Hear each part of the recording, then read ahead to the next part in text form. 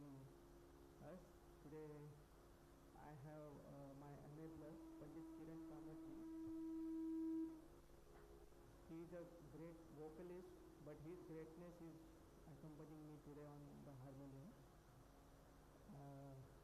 So thanks for the Indian ICT department to host us. Chemistry and music is, I think it's aligned each other in a, it's maths is there in music, also maths is there, so some alignment is always there with science and music.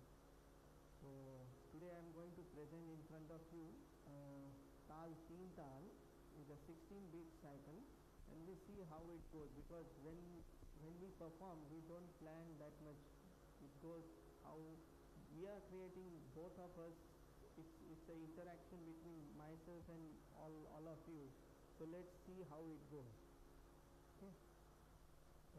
So today we are going to perform in Rag Bhatia. Kiranji is performing a Rag Bhatia.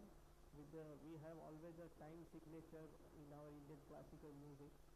So Rag Bhatia and Tal Teen Tal.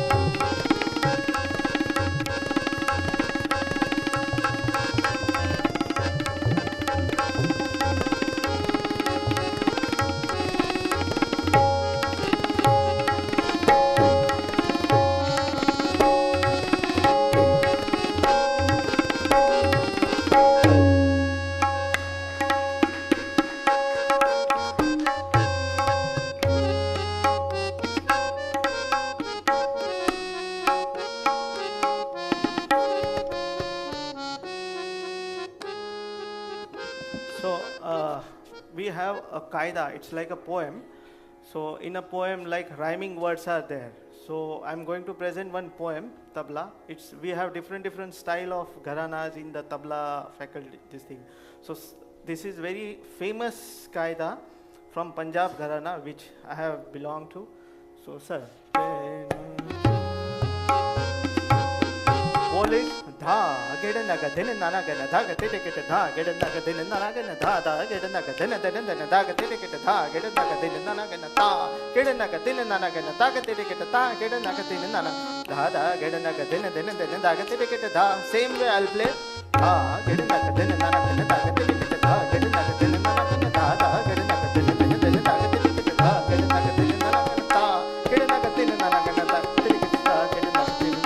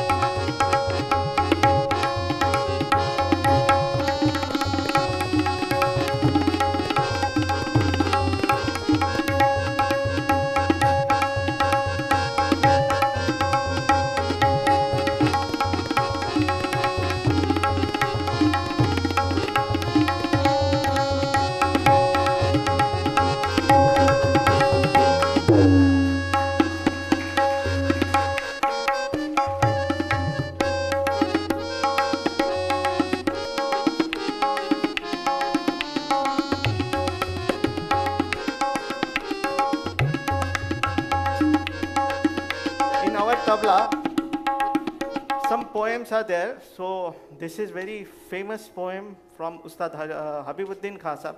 I'll try to figure it out if whether I'm giving justice to that poem. So ये poem है, it's a kabutar का sound. Kabutar, two pigeons are talking with each other. Let's hear it if it's going.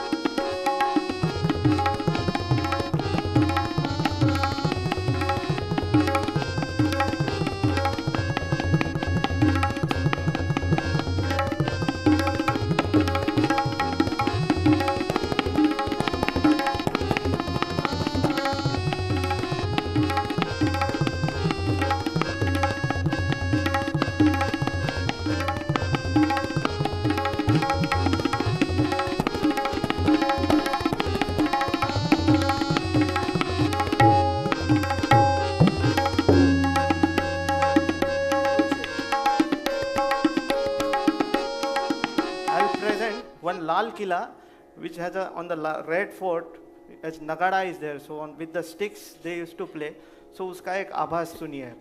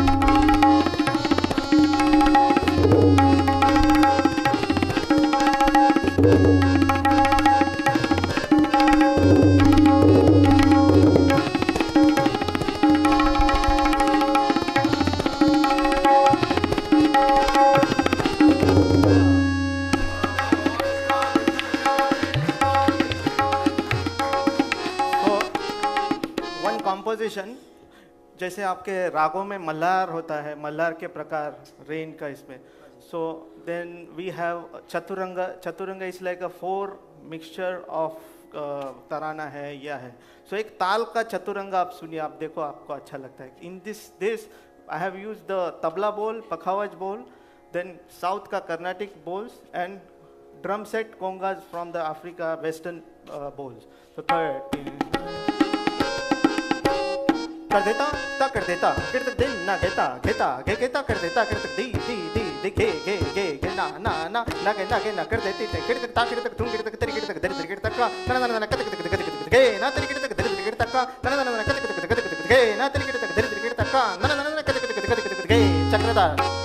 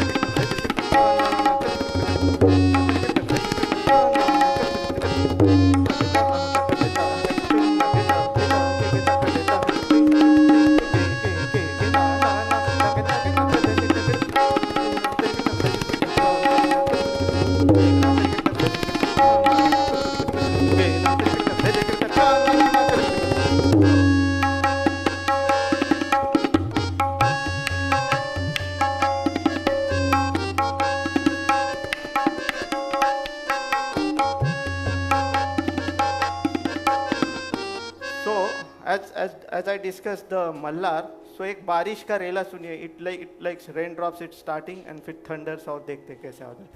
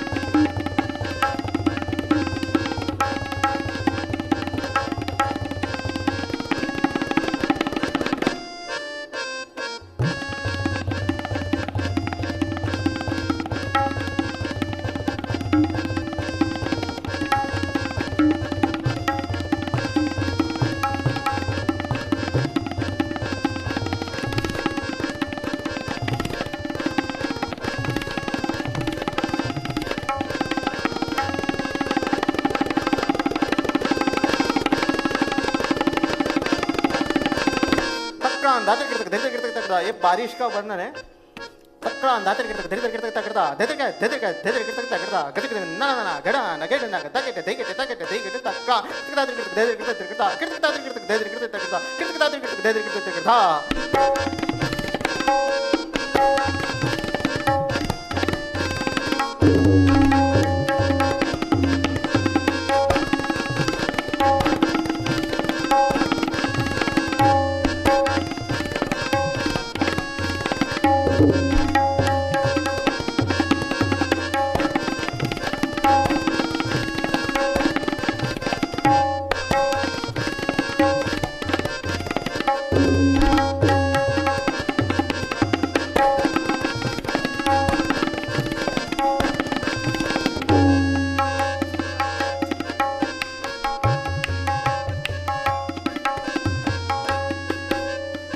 मनुष्य का स्वभाव है, सो उस स्वभाव के ऊपर एक बेचैनी है, तो इट्स लाइक इम्पल्सिव नेचर। सो उसका एक फरमाइशी, इसका एक चक्रधार सुनिए, इट्स अ बेदम चक्रधार।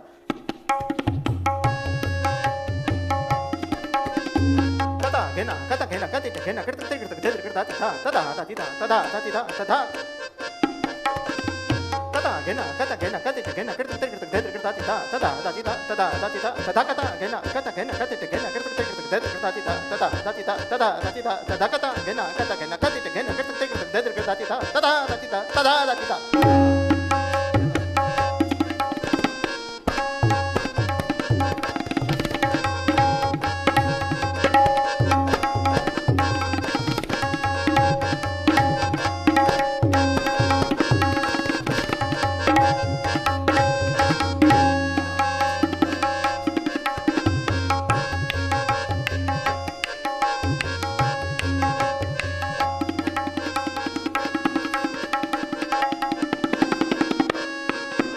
कंपोजिशन टग ऑफ वॉर है, एक साइड दूसरा साइड खींचातानी हो रही है। गेगे तिटे का त गेगे नाना दिन गेगे तिटे का गेगे नाना दिन गेगे तिटे गेगे नाना गेगे तिटे गिरदा कत गेगे नाना नाना दा कत गेगे नाना नाना दा कत गेगे नाना नाना दा दे दादर गिरदा कत गेगे नाना नाना दा कत गेगे नाना नाना दा कत गेगे नाना दा दादर गिरदा कत गेगे नाना नाना दा कत गेगे नाना नाना दा कत गेगे नाना नाना दा चक्रधार।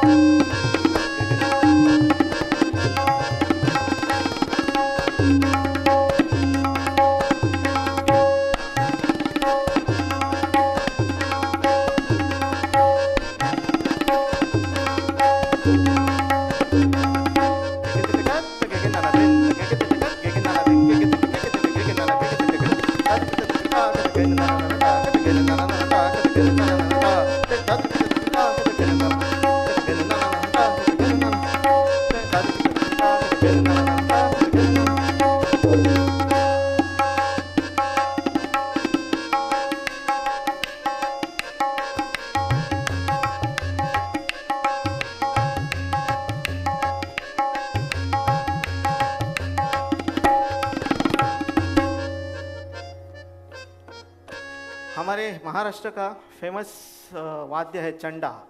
सो आज एक खुशी का मौसम है, खुशी का दिन है, तो उसके ऊपर से चंडा, ताशा एंड ढोल, उसका संगम देखिए और उससे कंक्लूड करता हूँ।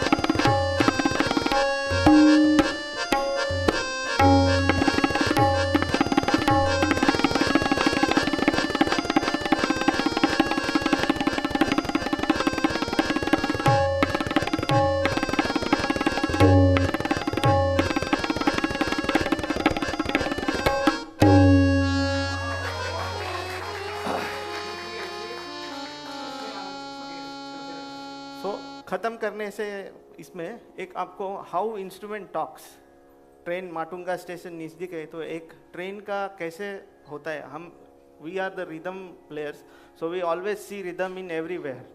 सो जब ट्रेन चालू होता है सो इंजन का रिदम क्या होता है, हाउ इट स्टार्ट, फिर बोगी में हम बैठते तो उसमें कैसे होता है. सो एक 2 मिनट में ख़त्म करता हूँ उसको. So when it starts,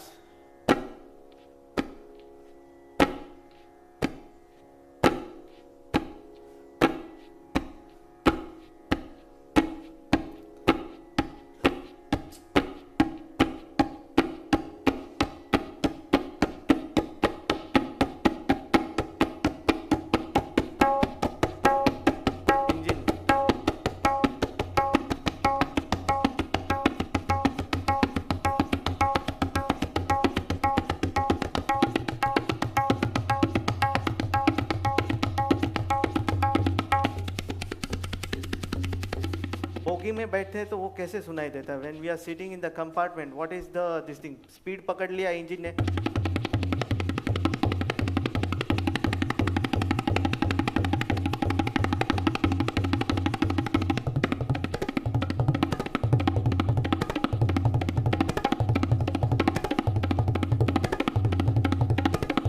tunnel में घुसती है train.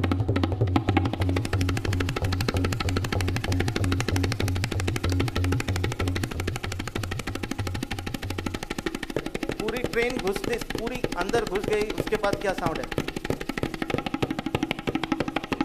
Coming out from the tunnel.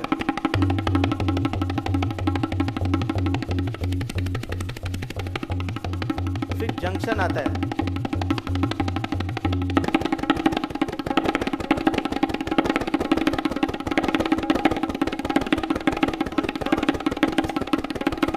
फिर वहां से सामने से एक ट्रेन आ रही है और दोनों इंटर क्रॉस हो रहे हैं.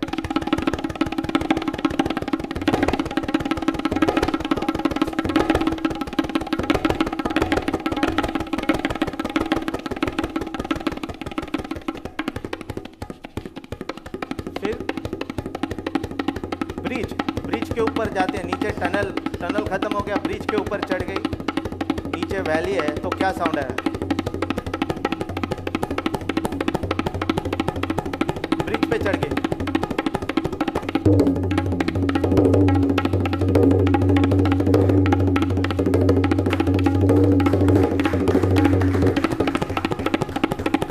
एंड देन माटुंगा जंक्शन पे आ गई.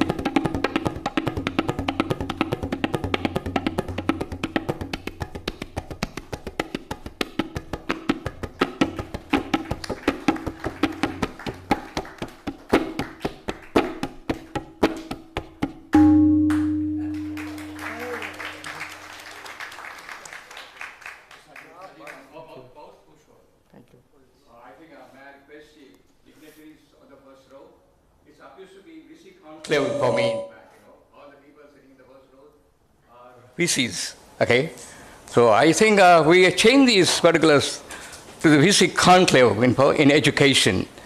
May I request, sir, please come and felicitate for the excellent rendition of Tabla. Let's have some fruit.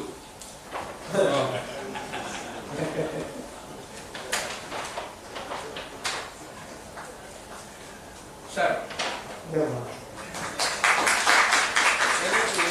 Yes. That will fructose instantly.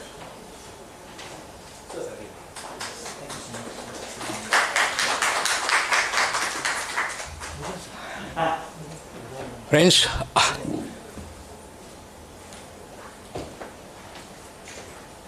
just starting the proceeding, in fact, I request all the people standing over here, sitting over here, please stand wherever you are, because we have to make a prayer to the departed soul of our esteemed organization, National Center for Science Communicator, one Dr. R. Chidambaram, and another we recently lost, very beautiful mind, is Dr. K. Kasturangan, in fact, and they were the advisor for the National Center for Science Communicator.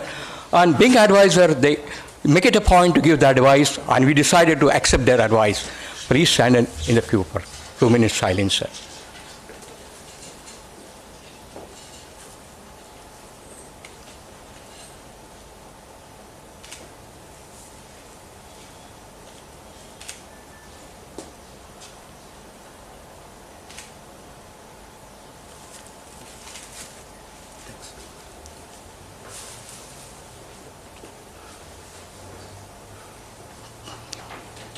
Please take your seat. The condolences message will send to their families, in fact. May I request all the Ds, if you can combine, dashing, dynamic. Who is the person here? Anybody can stand? He is already standing. May I request Aniruddha Pandit, the Vice Chancellor of the DESHMUKH organization, okay, to take over the proceedings, in fact. The floor is yours, sir. Thank you, Suhas. After this fantastic musical interlude, it's like moving from Gadya to Padya to Gadya. So we are getting back into the proceedings of today. Chief guest, Professor M.M. Sharma. And all the dignitaries sitting, I can see Professor Khole, Professor Sawant, Sanjay Deshmukh, Professor Phonke, and all those who are well-wishers and known to Professor Sanjay Deshmukh, who have gathered here today to discuss about the topic under consideration is Envisioning India. And it is a book discussion, and this book discussion is essentially going to discuss the contents of the books in terms of what was the intention of writing that book, how this book came about, what message the book is conveying, what topics have been discussed in the book. It consists of 52 chapters. So I think I was a preview of receiving those chapters as and when Sanjay wrote it and used to send it to me by WhatsApp. And 52 weeks is essentially a year, so every week he used to write one article. And what he has done in this particular book is remarkable, because even though he himself is a scientist, he has brought in very little actual science part of it. But what he has focused on is how that science has affected the nation, has affected the humanities, has affected the societal development, has affected the improvement in the societal thinking. So it is more of a socio-techno or socio-science discussion which you will find in this particular book. In addition to what are the effects of development in science, how this science is actually utilized and can be utilized for making future policy decisions if we are looking for our country to be called as Vikasit Bharat. Giving a slogan of Vikasit Bharat is very easy, but getting to it is going to be extremely tough, with all the pulls and pushes coming from either side for policy implementation, for implementations of findings of the science, and converting that science into technology, taking up initiatives in implementing those. All this we will discuss it in due course of time, and I'm extremely glad that people who can be considered as science and technology domain Mahagurus have gathered here to address all of us. So I'm looking forward to these discussions and suggestions as well as comments on the book as such, as well as Dr. Sanjay Deshmukh as a persona, and how he has passionately delved into each of the aspects of society, and with his scientific and logical background, how he has proposed a plausible possible solutions to implement science and technology for the development of the nation. So before we start, as we always do, we would start this program with the lighting of the lamp, and may I request people in the front row, Professor Sharma, Professor Phonke, Prabhat Ranjan, then Dr. Sawant, Professor Khole and Sanjay Deshmukh to come and do the lighting of the lamp.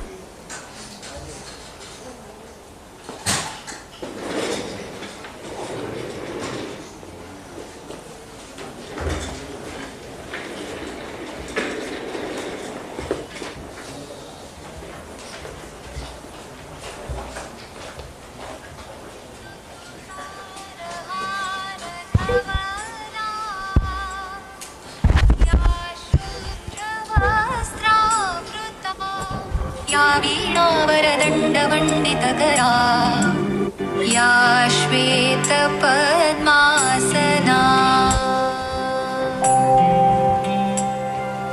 या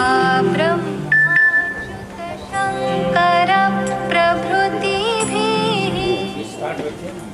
देवैः सदा वन्दिता सा मां पातु Saraswati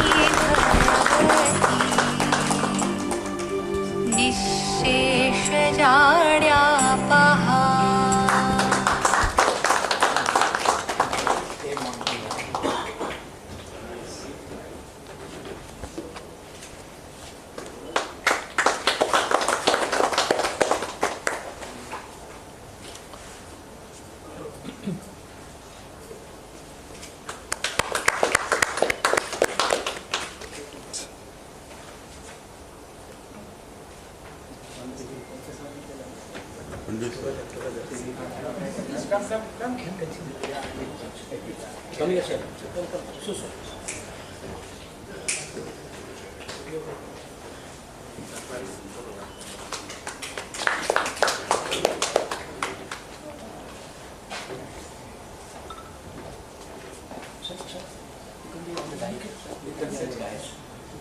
Sir, when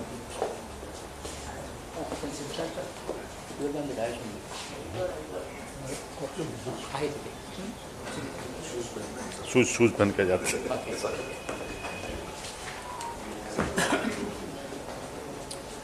They made the theme of science, technology, innovation. Message given to me. Dr. Jayaraman?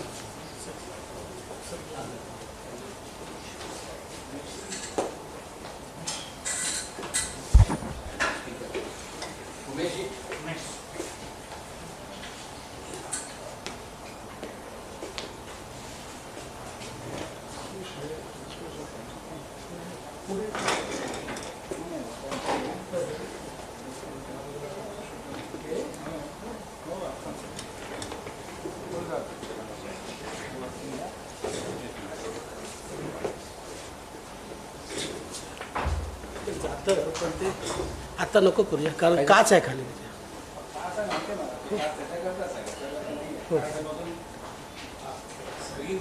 अच्छा अच्छा दिसतंय चालू मी करतो चल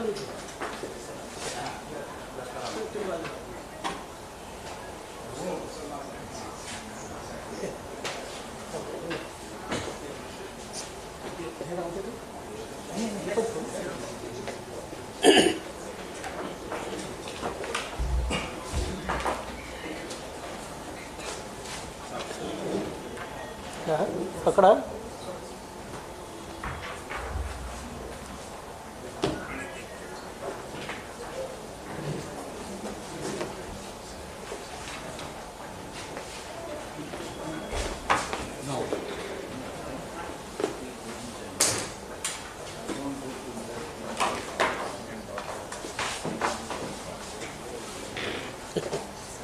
Thank you. Thank you, sir.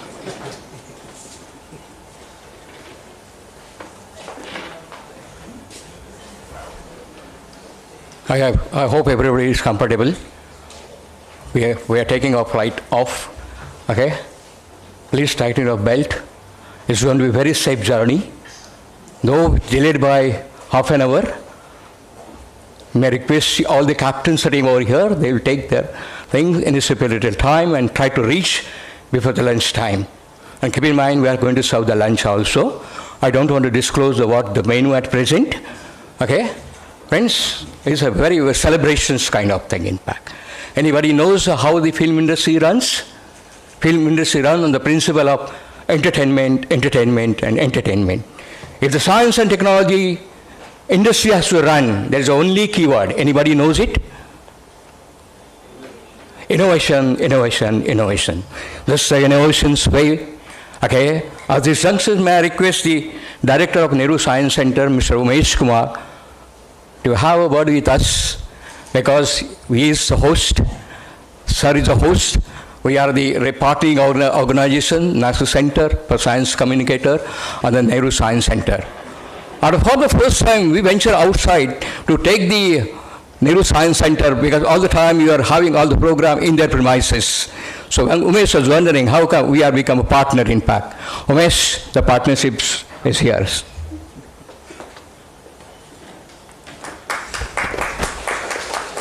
A very good morning to all of you, respected Professor Sharma ji and all the dignitaries on dais, off the dais. Actually for me, it's a different moment, I should say, because those I can see here, they're all our guiding force. So far as Nehru Science Center is concerned, all sitting here, they have always been on our discussion panel, guiding force, whenever we need, because even for science communication, we need the vetting of those experts. Whatever we are communicating, they are in the right direction, in the right place. So they have always been with us. So it's a very, very special moment, particularly for me, because when I came in '99 to Mumbai at Nehru Science Center, they have always been associated from that time onwards, and now I have seen it means rising up to this post, but they have always been guiding us.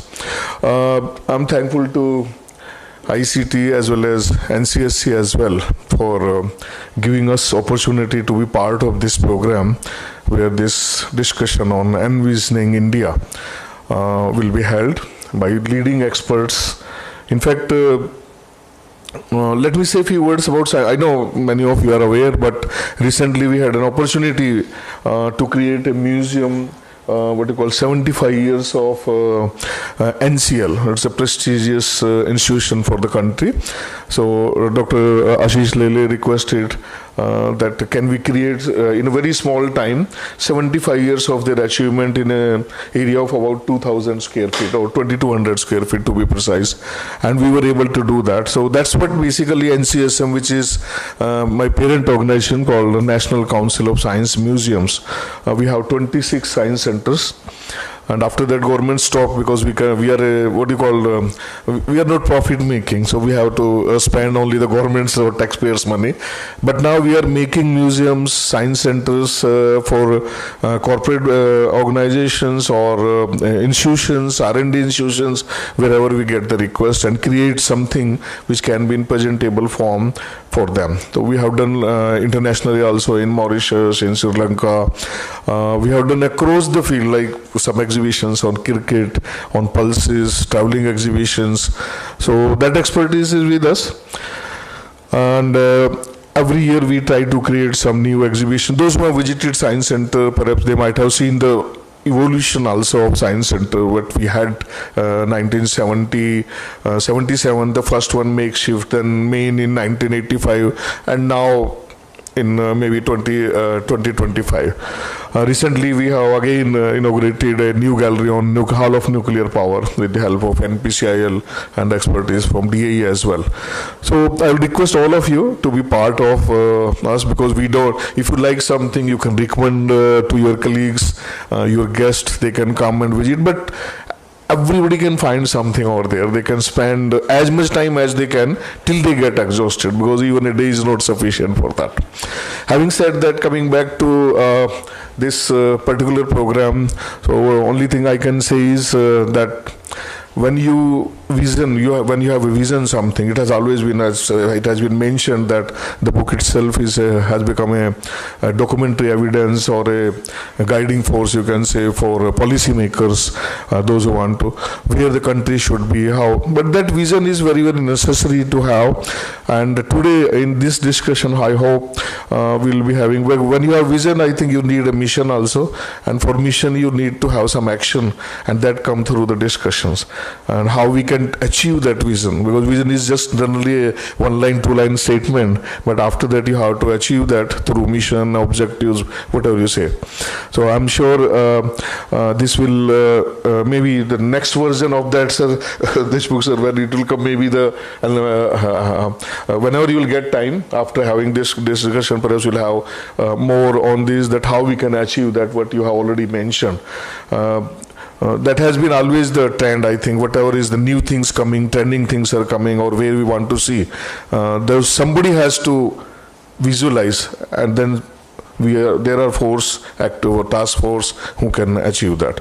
And so thank you very much, Swaz sir, and to all here present here, with a request, please give us an opportunity to serve you, do visit to us, and help us how we can improve it, because we are ultimately in science communication, and that is also a very, very important part for resilient and performance India, where which you people are visioning. I think we need to have everybody a scientific temper, where we can play a big role. Thank you very much for that. Kumar, your action starts now. You have seen the book yourself. Okay, we are ready to help you out. Can you curate a gallery? Curate a gallery at Nehru Science Center based on this particular book with a promissory note.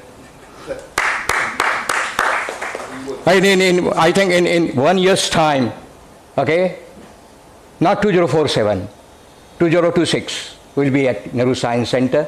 This book will be open to the public in a different context. And you will be witness to it, in fact. And those who are not visited the Nehru Science Center, please take your grandchildren with you, in fact. Like, that's the way you can guide them, taking the science further. Okay? Madam, why are you taking a back seat, in fact? Your seat is occupied here. Come here. Okay? Because, yeah, may I request Dr. Sethi to come and occupy the chair over here? I think madams are shy now, in fact, you know. Okay? Please. I especially welcome you, in fact, you know. Yeah. Sure. Yeah. I like to reveal the secret over here. Sitting over here, the stalwart. To balance it, okay, we have it, you know, to the gender equality kind of thing, what you call is you are the person, okay? So please, you have to balance it such a way the 7 people were equal to the one lady. Okay, thank you so much, in fact. And may I request the birthday girl, he just arrived. She is going to be your captain just now. Okay? She is Mithila, happened to be my daughter. Okay? Please take your seat and...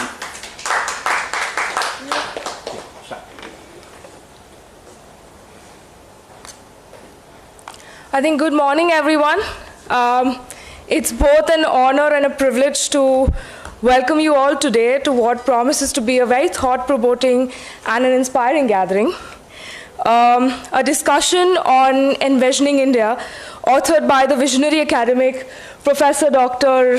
Sanjay DESHMUKH. It's also lovely because when I was in the University of Mumbai, he was my Vice Chancellor. So, sir, this is honestly a privilege. I'm Mithila, and I think I'll be your anchor for today. A few weeks ago, I picked up Envisioning India and drawn to a narrative that kind of really aligns very closely with the work that I'm passionate about: polity, governance, sustainability, and inclusion. And, sir, might I say, it felt like a guidebook for those working to bridge a gap between policy and people. So this is not just a book, it's a vision for India's future, because Professor DESHMUKH presents not only critique, but he also clearly gives directions on key issues like agrarian crisis reforms, scientific advancement, inclusive governance, and national security. His work reminds us that shaping India's future requires both intellect and empathy, innovation and rootedness. Today we look forward to hearing from some of the brilliant minds in science and policy, and we explore the key themes of the book and future it envisions. This event, brought to you by the National Center for Science Communicators, the Indian Institute of Chemical Technology, and the Nehru Science Center, is more than just a discussion. It's a confluence of minds, discipline, generations, all gathered to question, reflect, and imagine. So whether you're here as a scientist, a student, a policymaker, or a curious citizen, you're welcome. I invite you to not just listen, but to engage, reflect, and perhaps take away something that challenges or inspires you. So because what we are about to witness today is not just a book discussion, it's a call to imagine the India we want to build. So without further ado, I think it's my distinct honor and privilege to already have all our esteemed panelists on board. I'll do a quick round of introduction of everyone. Dr. Anirudh Pandit is a distinguished chemical engineer and an academic currently serving as the Vice Chancellor of the Indian Institute of Chemical Technology, renowned for his pioneering work and his research has advanced both fundamental understanding and industrial applications in the chemical engineering. He is a fellow of the Indian National Science Academy and the Indian Academy of Sciences, and in 2003 he was elected as a member of the United States National Academy of Engineering, one of the highest international honors in the field. Dr. Pandit is also widely recognized for fostering innovation and research leadership in India's scientific community. Dr. A.P. Jayaraman is a veteran science communicator. Okay, all right. Please join me in welcoming Dr. Pandit to take over, sir. It's all yours.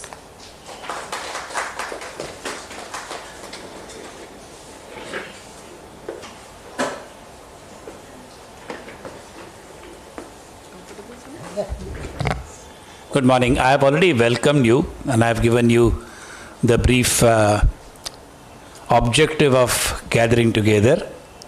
But just taking the thread what Umesh Kumar said, that now ICT has joined hands with NCSC and Nehru Science Center in a collaborative mode, saying that science communicators and science center has focused mostly on the basic sciences, and it is high time we incorporate the technological innovations which have come out of it. I have seen the exhibition which is created in NCL with National Center of Museums, and I really compliment, with the help of librarian of NCL, outstanding exhibition. I think whenever you get a chance, you must go and visit it. It starts with the history of NCL, what science was developed, how that science was converted into processes, techniques, technologies, products, and what is the future which they are looking out for.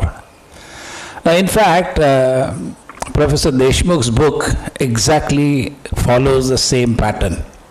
Any topic, whether it is science development, its application to technology or processes, or its implementation and the effect of implementation, has been handled in the same way. It starts with the basic history, how the development occurred, what is the status today, what we have been able to implement, and what we can implement in future which not has been implemented yet.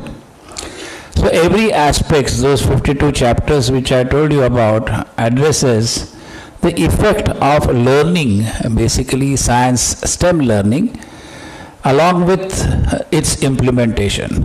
Now you all realize, at least I have realized it after a long time, that scientists work, or scientists and engineers or technologists work in a specific domain and get excited with the scientific development. But many a times you would find that when you do science because of curiosity, when you do develop a technology because you think that the science which you have developed and understood can be principally implemented in coming out with a new product or a process.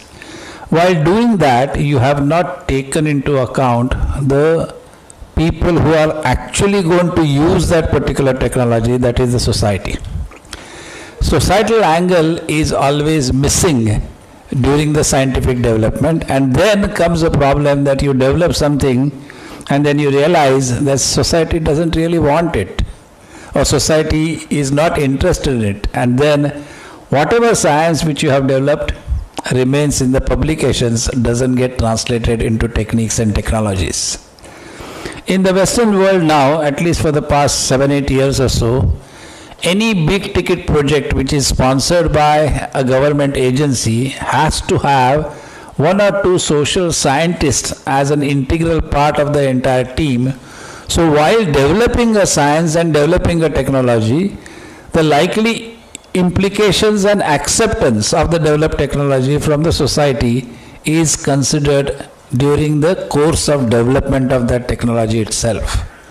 Now this is slowly coming in India, but it is absolutely imperative, and under the national education policy with almost 14% course content consisting of humanities, you will realize that government has realized the importance of combining science and humanities for the science to be translated, and the job of national science communicators essentially is relatively made easy by the government policy of implementation of National Education Policy 2020.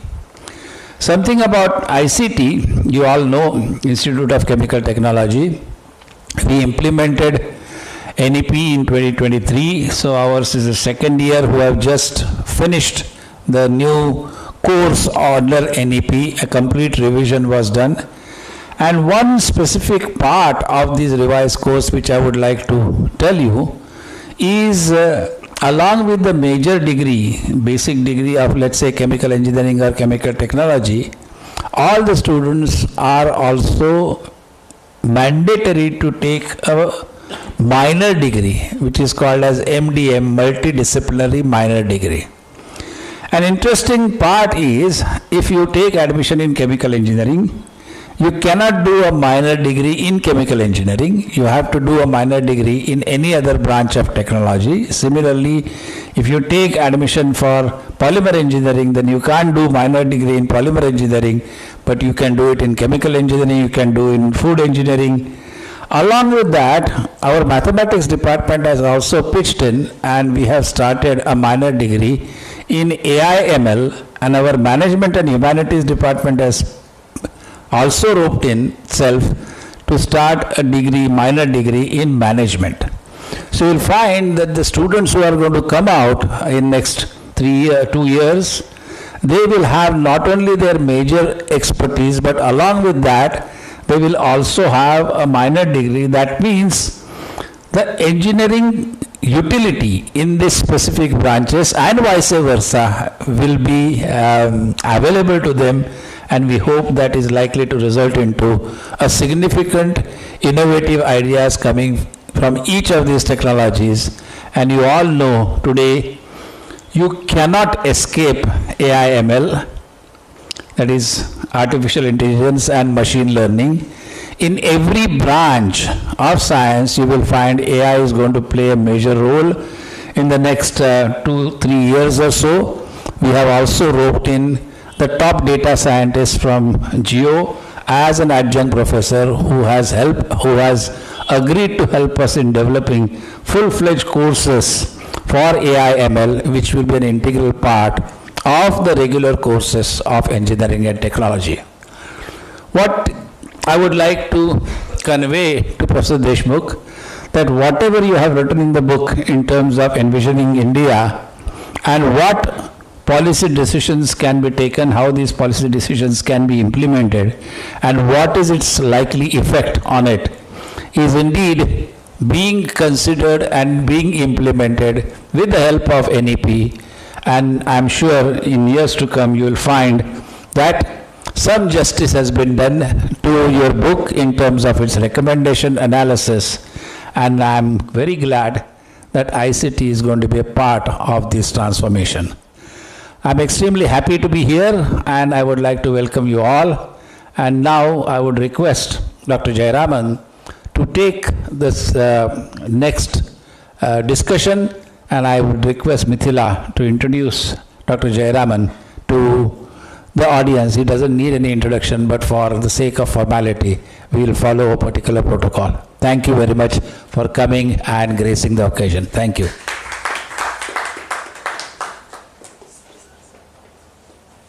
Thank you so much, Dr. Pandit. Like Dr. Pandit said, Dr. Jayaraman does not need an explanation of what he's been doing, but here I go. He's a veteran science communicator and former nuclear scientist at the Baba Atomic Research Center with a career spanning several decades. He has authored over 20 books and 3,000 articles aiming to make science accessible to the public. Dr. Jayaraman currently serves as the chairman of the National Center for Science Communicators and is the president of the STEM Academy, promoting interdisciplinary education. I request him to touch upon the origins and objectives of this gathering, highlighting the synergy between science and culture that this event aims to celebrate.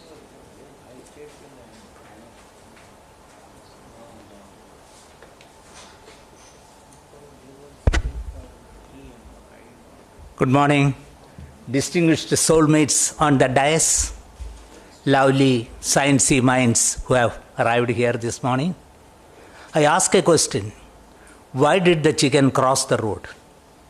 That's a question which every management professor asks his MBA students. Why did the chicken cross the road? Why did an 82-year-old man cross the road to come over here and sit with distinguished souls? Mithila said, I have spent decades in atomic energy, 40 years. To be quantitative, I have spent 40 years in science, 60 years in scientific communication. So 40 plus 60, I am not 100 years old. Certain things run parallelly and concurrently. I also represent one of the largest people science movements of this country, 65,000 scientist workers, and I have been doing and working with them.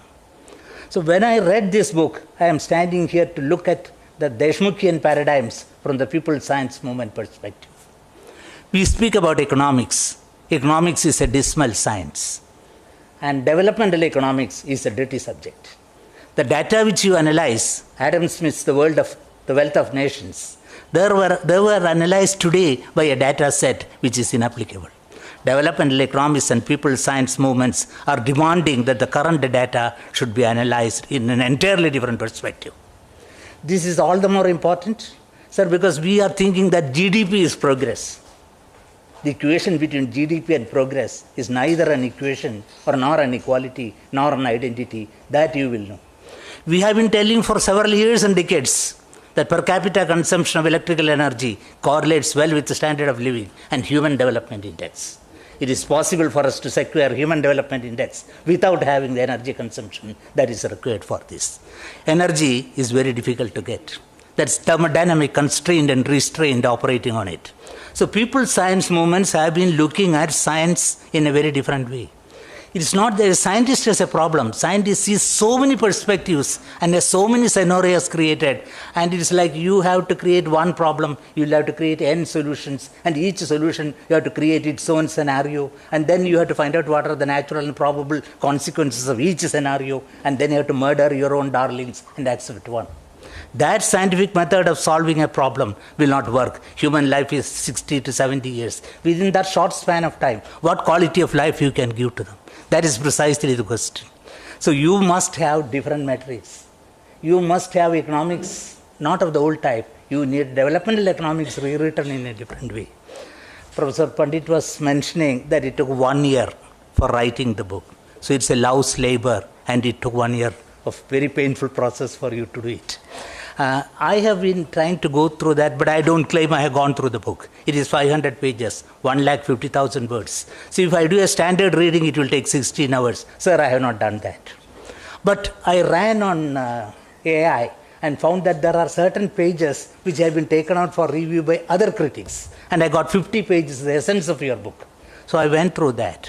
And this is a vast ocean. So I can't traverse these turbulent waters. What I did was, with a small boat, I just wandered around the axis with the low-hanging fruits, which we take. and went through that. So I have only one aspect, sir. That is the SDG aspect. I'm not competent to speak on the large canvas which you have drawn. So as far as sustainability is concerned, the 17 SDGs we have dealt with them in great detail. And about 10 times, the 169 targets are there for 17 SDGs. In fact, to put it in a summative way, I would say an 18th SDG has been created by you by a synthesis of these 17 SDGs for action as far as India is concerned. The Indian SDG index now is the one which you have prescribed in addition to the 17 universal ones. In particular, you have dealt with energy content. And I have surprisingly found that you have concentrated both on the solar energy and on the wind energy. We have a capacity of 50 gigawatts, which is seldom known to the rest of this country. And we have 105 gigawatts of solar power. So these two factors are not known. In fact, both solar energy and this has been put into the right focus, and we have been able to understand that. I am reminded of Bertland's definition of sustainability, who coined those words, the lady. In fact, half the sky belongs to women. Unfortunately, we are not able to provide half the sky to them to which you richly belong. But we have a singular exception with the Dr. Vijayda Shetty, who has come over here. Science and technology has been unfair to women. In fact, even one of the most progressive science communication movements of the Kerala, we have the People's Science Movement, where the slogan is Science for Social Revolution. This is the first science communication movement which shouted out Science for Social Revolution. And it has been started by a nuclear engineer, the first batch of the Baba's Training School, Dr. M.B. Parameshwari. So what I am trying to say is science and technology we can have there. In fact, one of the current paradigms in the global north on science communication is conversation around science. This conversation around science will not work. The conversation should be about science, on science and in science. If you don't put the right preposition in the right place, you are not going to do. You can speak on development for a long time, beating around the bush. And most of the global north developmental scientists are speaking about this beating around the bush. We want food, we want water, we want reverse osmosis desalinated water for our people. So the technology should be molded in such a way that it is visible to the people. In fact, there was one paradoxical statement which is said that if God were to appear before human beings, it will appear in the form of food. That's only language which human beings understand. So keeping human development redefined and reprocessed in a different fashion, that's what your effort is. So the new DESHMUKhian paradigm, which comes out of a synthesis and analysis of the previous SDGs, is the way to go forward. The 169 targets which is defined for the world has to be retailored to meet our requirements.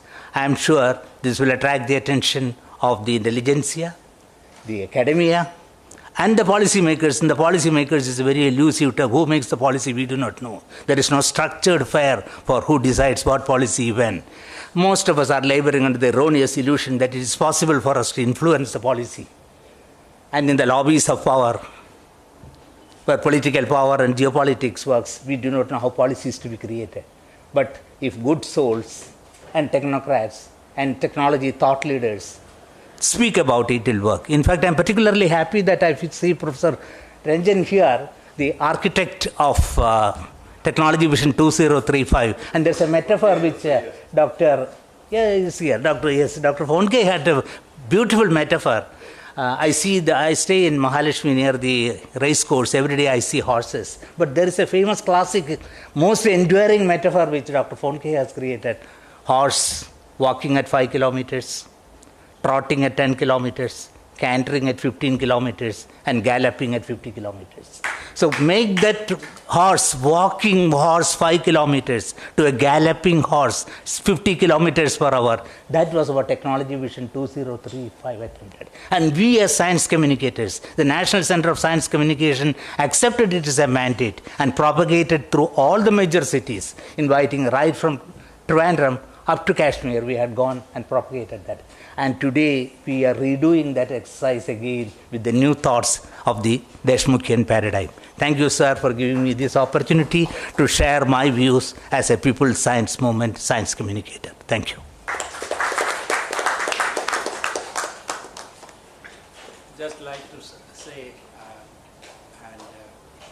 from Dr. Jayaraman that all the 17 SDG goals are being looked at ICT in the past 3 years. In all the 17 SDG goals, ICT has got publications in this particular area. We are going to add those 2 additional goals coming from DESHMUKH, and we'll also add related to that. Thank you, Dr. Jayaraman. Thank you for also inducing a little bit of humor into very hardcore sciences talks. I'd love to call upon Professor Sharma to share his perspective on India's scientific advancement, linking them to Professor Deshmukh's analysis of India's research ecosystem. But just before that, a formal introduction of Sir. He's a distinguished chemical engineer and the former director of the Institute of Chemical Technology, Mumbai. An appointed professor at the age of 27, he went on to make a landmark contributions to chemical reaction engineering and multi-phase systems. In 1990, he became the first Indian engineer elected as a fellow of the Royal Society UK. And he's been honored with the Padma Bhushan in 1987 and the Padma Vibhushan in 2001.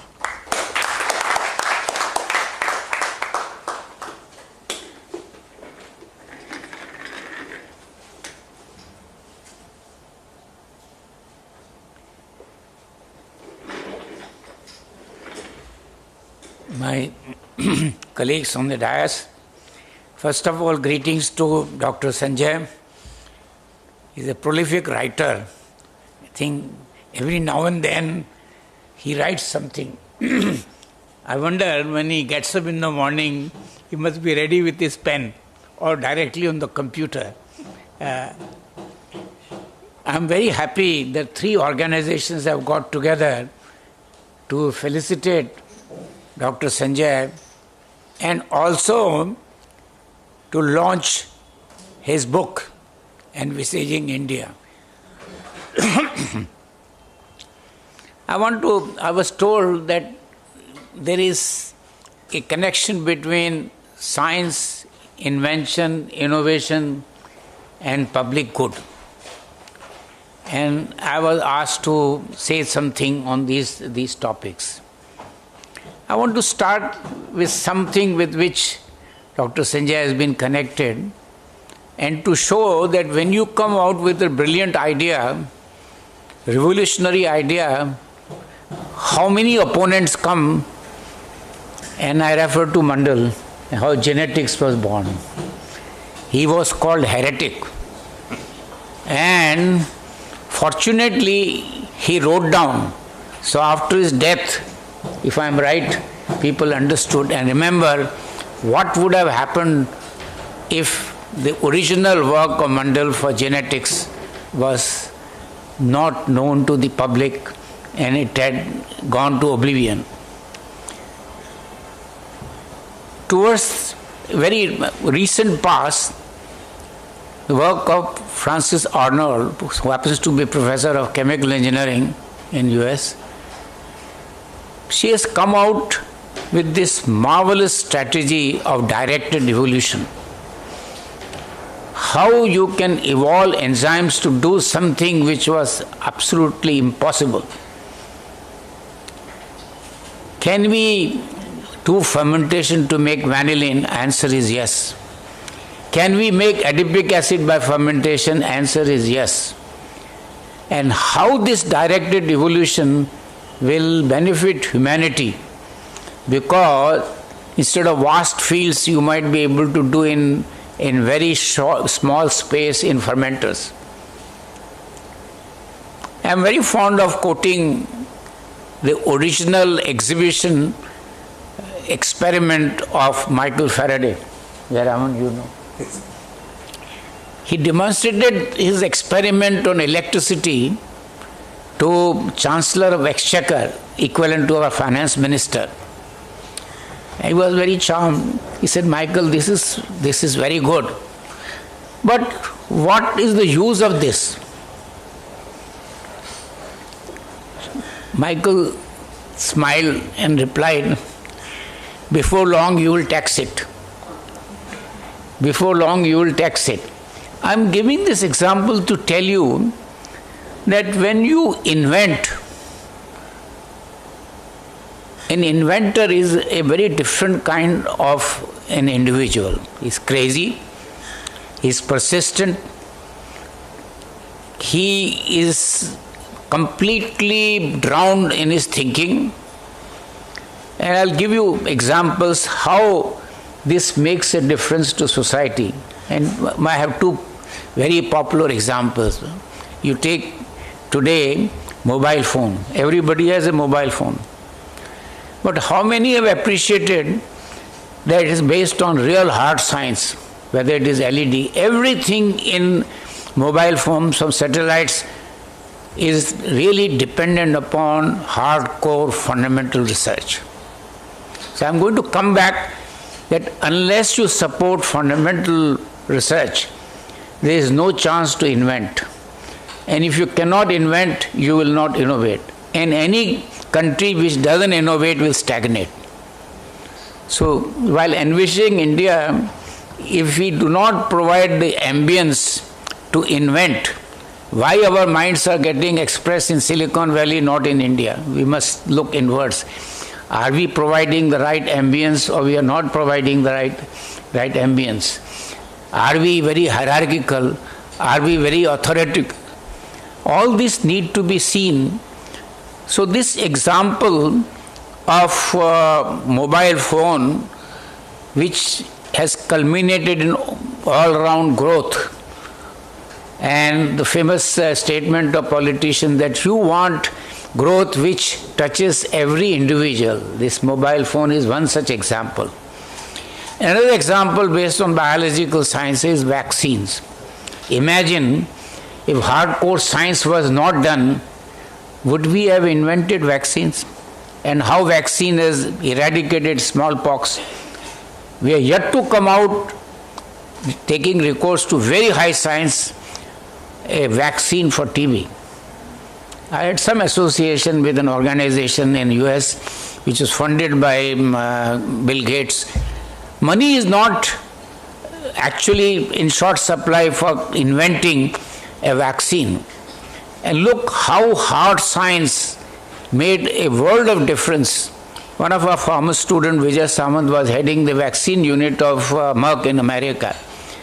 And he used to say it takes minimum 5 years for a vaccine to be introduced. You saw during COVID time how within a year, and including in India, we came out with vaccine for COVID. It wouldn't have been possible without a lot of fundamental work that went in this area. I want to give one example which is common but not appreciated. You look at the sari she is wearing or dresses. You take economically weakest lady in the country, they all wear very good polyester sari. Affordable, very little water to clean. But I want you to go back, how did this happen? Why polyester has made such a fundamental difference to the weakest, economically weakest person, lady in India? And I take you back to discovery-driven product of Carruthers nylon. He was an academic in Harvard, and DuPont invited him to do something original. Don't worry about the utility. Moment you start talking about utility of some research that you are doing, when you are killing research. Research is wandering in uncharted areas. It's a very different pursuit. If you are repeating what is done, that is repetitive work, that is not invention. So Carruthers, after a lot of fundamental work, came out with nylon. It's an outstanding example of a discovery-driven product. And what revolution it brought, because simultaneously polyester was born. Originally apparel wear was all in nylon. In fact, if you go to 50s and all, and even today, common lady will say nylon sari, although it is polyester. Now imagine if nylon had not come and polyester had not come, what would have happened to to the economically weak ladies in India. They wear very good saris, they require very little water. So it is the pursuit of science in its purity. Now, what happens to an inventor? What has made a big difference to crude oil availability in India? That crazy individual who was working on fracking, people used to call him a mad person. He has made billions of dollars, and United States, which was importer of crude oil, is exporting crude oil. Imagine if fracking had not come, what would have been the situation of crude oil and gas availability in the world? But I want you to think, how did that person work on this idea of fracking? So you find that when you want to invent, you need very different credentials. And it is here that we have cultural problem in India, because I always say pursuit of science is also a cultural activity. Well, many times say what good science is done. Politicians are very fond of saying. So I always give this example that you wouldn't have been able to use your mobile phone, you wouldn't have had vaccine, and so forth. It's very easy to make a stand what the scientists are doing. Economists rule, They keep on talking about, but not realize that banking was not possible without satellite. And how did satellites come? If you go to the history of LED, it was done all out of curiosity. Inventors are those who have curiosity, persistence, but they are a harassed person. Because when you come out with a crazy idea which does wonders, those who do not understand the implication of possible implication. Let me give another example. Nuclear magnetic resonance. 5 Nobel Prizes have gone in that area. Now, what it has done? Public knows MRI. How was MRI born? Everybody knows MRI. How DNA made such a big difference? And when you talk of communication, I must show the prowess of our television. He says, "Baap kaun sa DNA nikalo." And Tiwari's case is a famous case.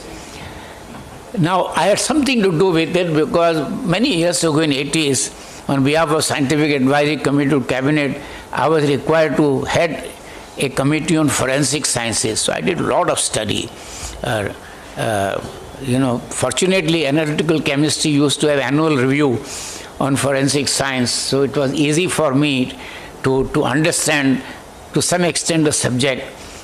And that is the time when we recommended that we must have facility for DNA in India. And it has done a great job. This Department of Biotechnology took that initiative after the recommendation of our committee.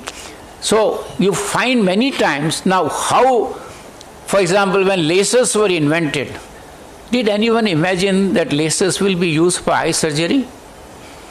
Did anyone envision that an artisan, now I'm talking of something going to the persons who don't have much education, but using the most sophisticated science-based instrument, how artisans are cutting diamonds using lasers.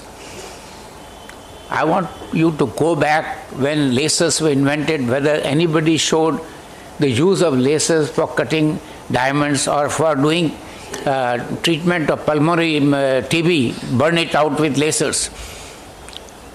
So, when you do fundamental work, that is what leads to invention. And I want our politicians to understand that if you don't support fundamental research, I think somehow or other, I think years after years we have been saying that you must increase the budget for science, it doesn't happen. And it is a tragedy for this country that the support for science is not as much as it ought to be. So I want to quote to you something very uncommon, and this is a statement from the most powerful man in China, who happened to be a chemical engineer, Z. He made a statement in the recent past, and Phonke Sahab quoted also in Times of India. He said, China must concentrate on fundamental research, and so that we invent and don't import technology. I would like this to be drilled into the minds of our politicians, that one of the most important politicians of the world says that they must concentrate on fundamental research. Can you see, there is only one institution in India where the word fundamental appears in the nomen, Tata Institute of Fundamental Research. And thanks to Bhaba's vision. Same way, radioisotopes. Now, did anyone imagine when radioisotopes came that you will be able to use this for nuclear medicine to find out flow of blood into the heart, and with the software right in front of you, you know what is the extent of flow of blood in your heart? Just imagine how that kind of outstanding research made such an impact. There was a reference to desalination. Now, what wonder it has done that seawater is converted into potable water, including in areas brackish water has to be converted so that agriculture can. One of these days, I think somebody will do fundamental research by which one will be able to grow crops with brackish water or even seawater, because we do see in nature some things grow. Coconut grows in near the oceans and all. So this kind of thinking that you will do something. Now there are many cases in history of inventions leading to innovations which came to serendipity. Now we are not appreciating the role of serendipity. Serendipity doesn't come when you sit idle and say, oh, this brilliant idea will come to me. Serendipity has always come to prepared minds. And always remember the example of penicillin, that mold growth.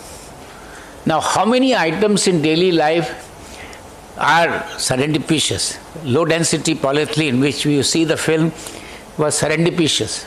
Even anesthesia was serendipitous. Even insulin was cellulose nitrate film, cellulose nitrate for nail polish, also serendipitous by an Austrian chemist in kitchen. But serendipity doesn't occur to unprepared minds. And we'll find many things in the development where these serendipitous discoveries have made such a fantastic impact. I come back to the role of inventions and why we need to nurse people who are crazy. Unfortunately, in our country, our cultural heritage of hierarchy starts from family. When a youngster in the family has some idea and says, he says, "Tu chup rahe, abhi acha hai tum."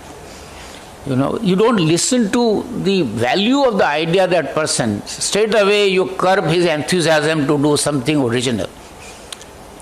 Now this is what is happening when you have hierarchy. Hierarchy is an antidote for invention. Now the attributes, what does the management wants? Management wants continuity, certainty, status quo. What is the role of an inventor? He is a person who has iconoclasm. He is not bothered about what somebody else is going to talk about it. He may be called a crazy individual. He is pursuing something because he thinks that it will lead to something very interesting. He is not at the moment bothered about research. But I have mentioned to you that everything which was done, which was original, made impact in daily life. Take our own country's Nobel Prize winner in science, Raman. How did Raman get the idea? Blue sky. What a small instrument he had, which is still exhibited in ISES, and it was taken, replica was taken to British Museum because they wanted to show. Now, when Raman effect was in, did anyone imagine that Raman effect will be used for security at airports? No. So when you do something very original, you may not know its application later on. So when all these fibers were made and hollow fibers were made, desalination became a big breakthrough. But what impact it made in quality of life, apart from availability of drinking water? What happens to patients in nephrology, kidney patients? If we did not have those hollow fiber, will you be able to purify your blood? Nephrology, kidney care is not possible without that invention of hollow fiber, which means invention of polymer. And go back to the work of Caruthers. When chemical engineers developed pressure swing adsorption, during COVID time, most of you would have heard PSA. But if you ask the person, PSA क्या है? You say, नहीं मालूम, PSA का है मेरे पास, you know. How it came by simulations and all, you must go back to the original development of pressure swing adsorption. That's so much so that we can remove carbon dioxide and desorb by pressure swing. And we do many things with pressure swing adsorption. If it was more chemical engineering oriented, I would have said something more about what wonders it is doing. But when the work came in the beginning, people did not realize how far pressure swing adsorption will go, and that nobody thought that you will need pure oxygen or relatively pure oxygen through pressure swing adsorption, and it will become a part of the vocabulary of an individual, and a man in the street saying, I have got a PSA unit. PSA is a...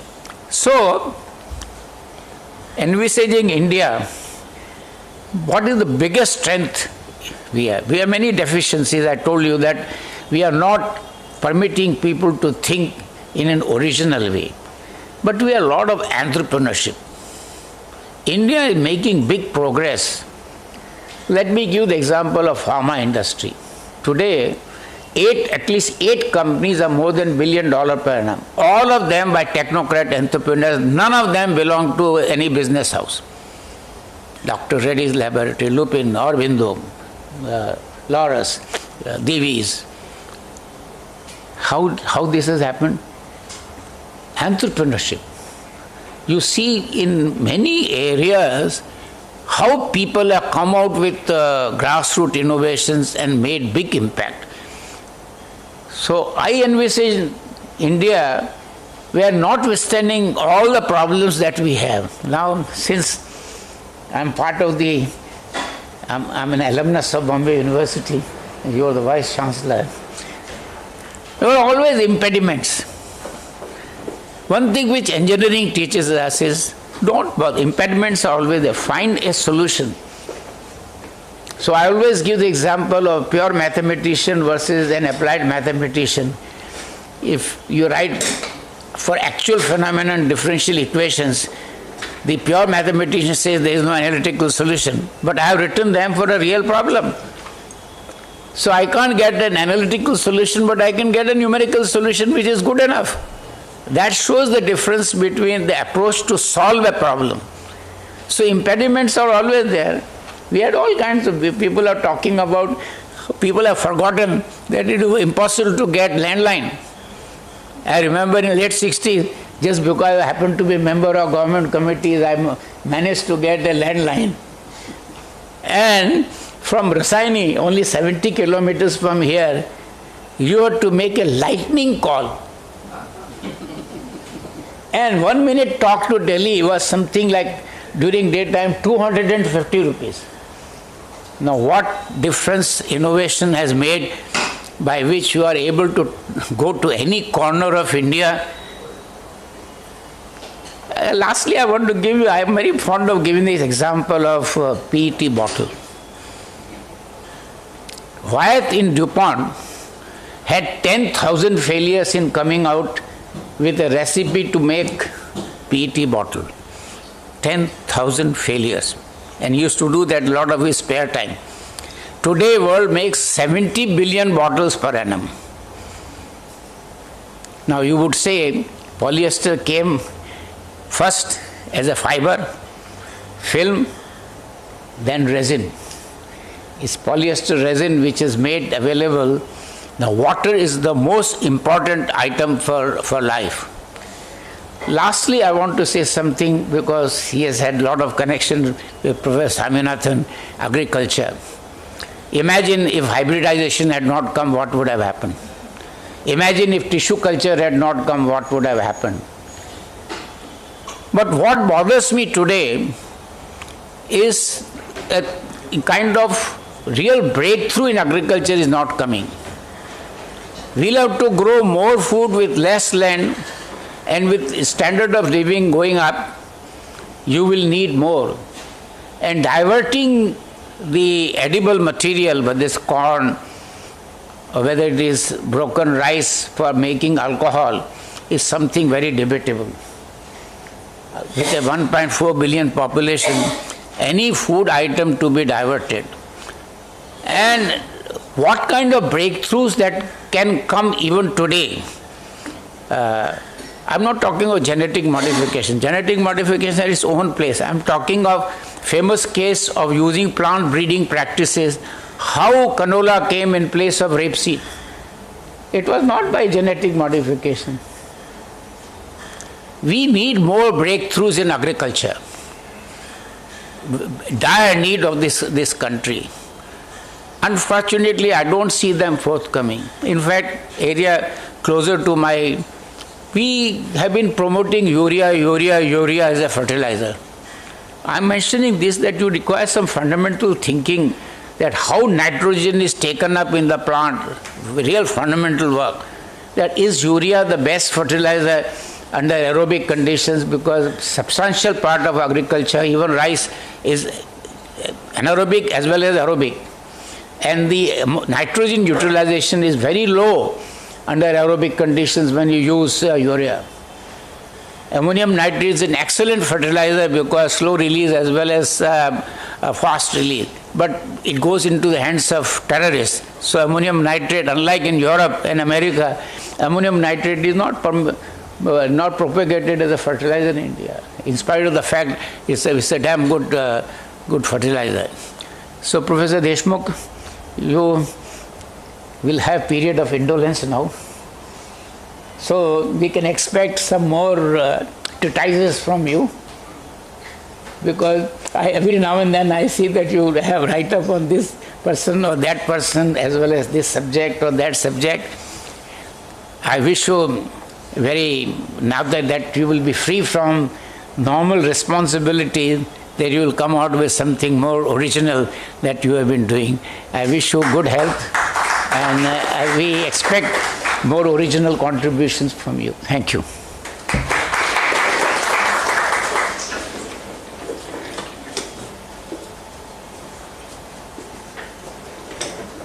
Thank you, Dr. M.M. Sharma, for your insightful talk and your use of everyday examples to reveal the extraordinary in the ordinary. It's been a long time since I attended a lecture, honestly, and it reminded me of why I deeply enjoy them and the reasons why it inspires me. I think next I'd like to call upon Dr. Vijeta Shetty, the principal of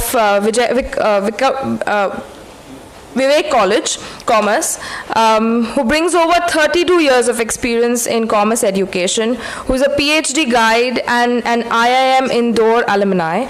She specializes in HR, marketing, branding, and is recognized with awards like the iconic Female Leadership Award at the UK House of Lords. She is known for her dedication to women's empowerment, student welfare, and compassionate academic leadership.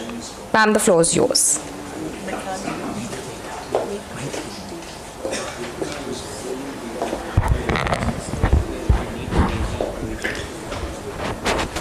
A very good morning to one and all.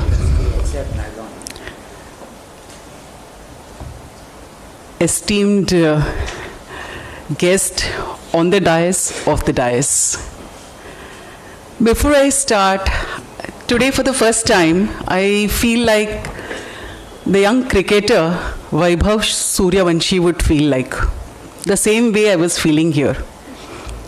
I don't know whether I will hit a 6 or a 4, but I'm feeling the same. And also, waiting for an osmosis happening.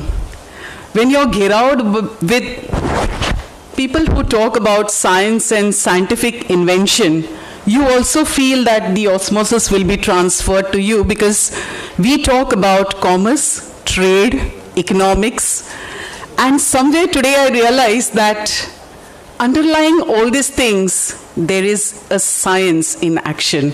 So thank you. I begin with thanking all of you for your contribution in making the economics and commerce and development possible.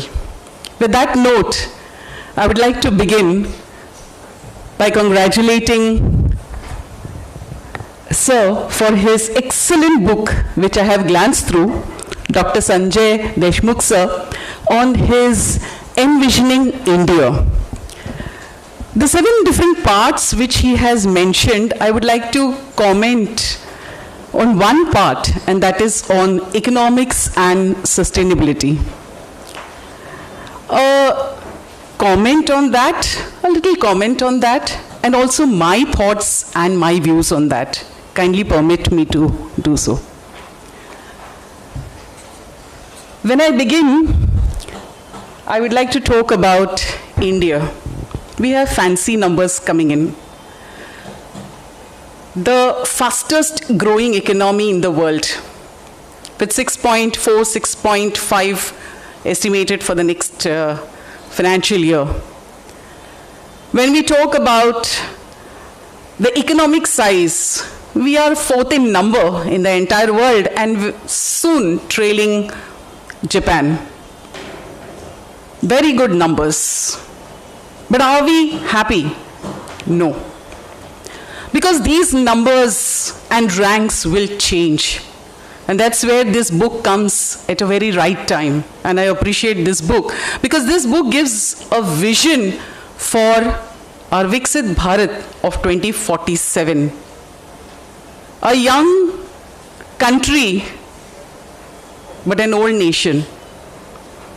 When we talk from commerce and economics point of view, we always say it is a young nation, because we all know that we have demographic dividend, where we have 50% of our population less than 35 of age, and that's where our role as an academician becomes extremely important. When I talk about economics, there are 3 different things which I would like to share today, and that is time, timer, and IPS.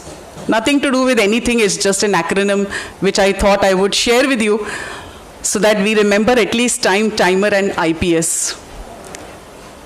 Sharing the book's insight, the time, the T of it, and I think it's extremely important and essential that we talk about technology. We cannot think about digital India today without technology. All our businesses are governed with technology. Today, we talk about digital marketing, we talk about digital India. It's all thanks to technology, and the book covers it up very well. One of the very beautiful word which I had picked up from this book is in epilogue, and that is Antodaya. I think the financial inclusion, the inclusion which is being spoken about is beautiful, because this technology has helped in the inclusion. We all have known that no longer we carry credit cards, no longer we carry any of the cards, we just carry our cell phone. But when we go abroad, I found the difference. I found we are technologically quite superior in our financial transactions. And thanks to us, let us start appreciating what we have. That is the first thing which I realized when we talk about technology. Second is, as Sir rightly said, we need to innovate. We need to invent. In economics point of view, I say innovate, because invention is through science.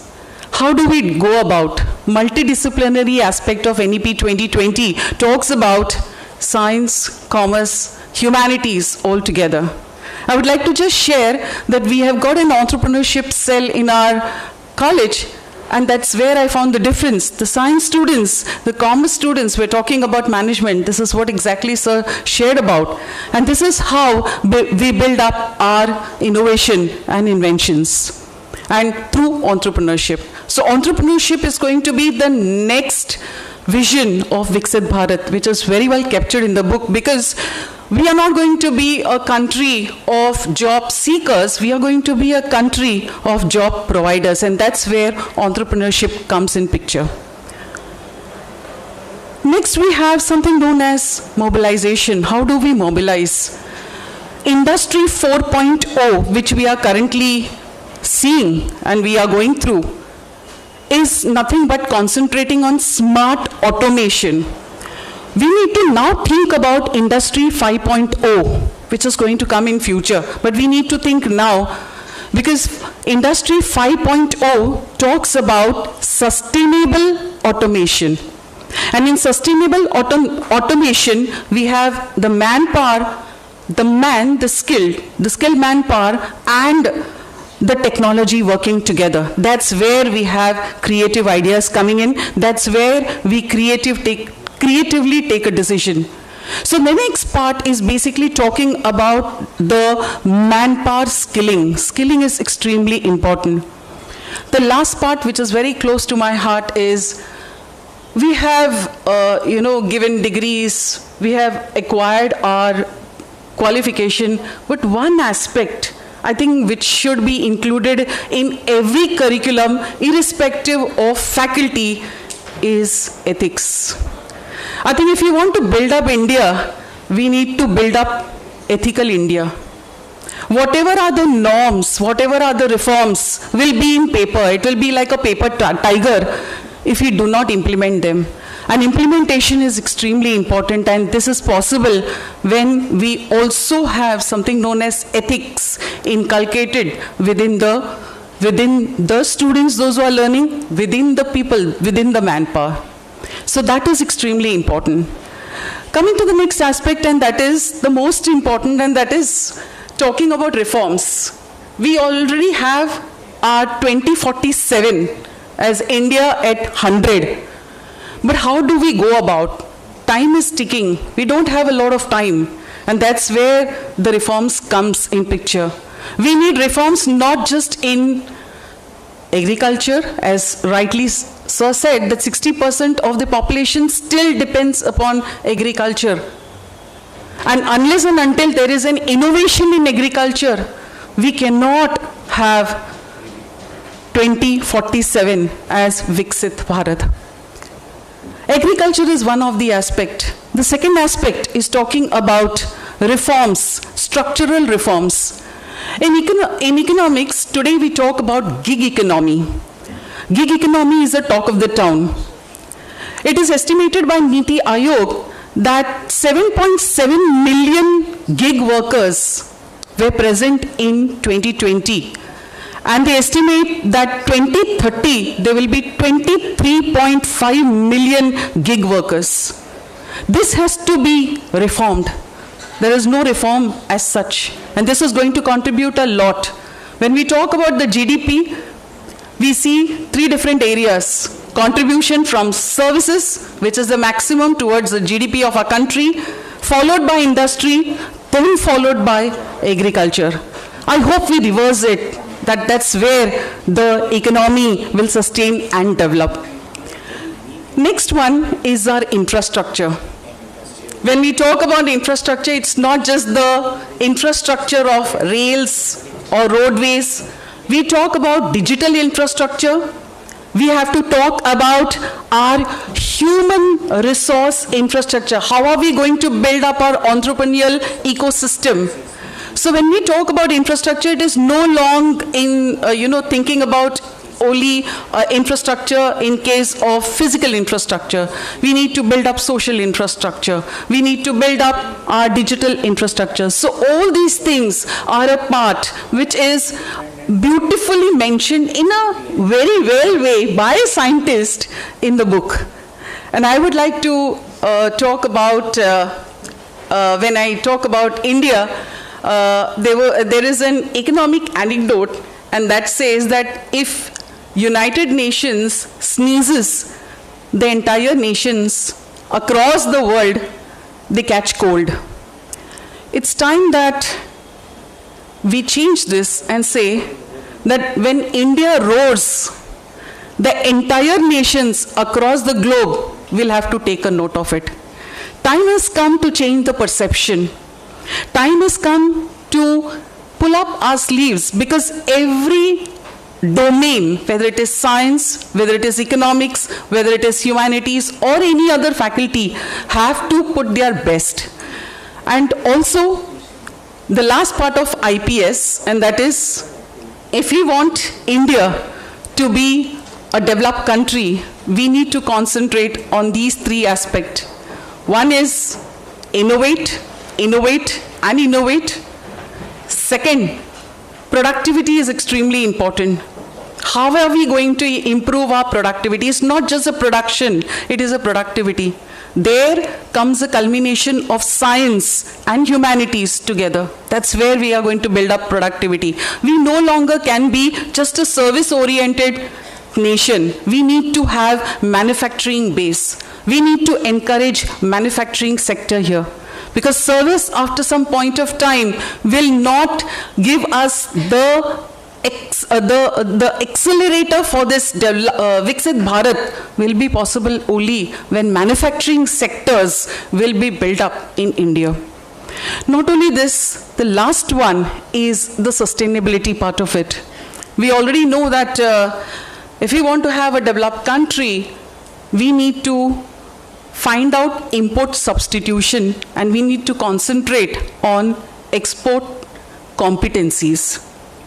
Import substitution in a small way have already begun. I see the imports of particularly crude oil has been reducing because of the presence of use of ethanol. But there's a far way to go ahead. We need to increase the reduction, the dependency of the dependency on crude oil. Export excellency through SEZ, that is special economic zones, while building up special economic zones and having district-wise product. If we encourage that, probably we can go a long run in developing and building up a Viksit Bharat. So these are my thoughts which I would like to share with all of you, and I hope in future with the reforms which will be implemented, which is already being implemented and will be implemented in future, we will build up a strong, resilient Bharat. Thank you so very much. Thank you. Thank you for giving me an opportunity.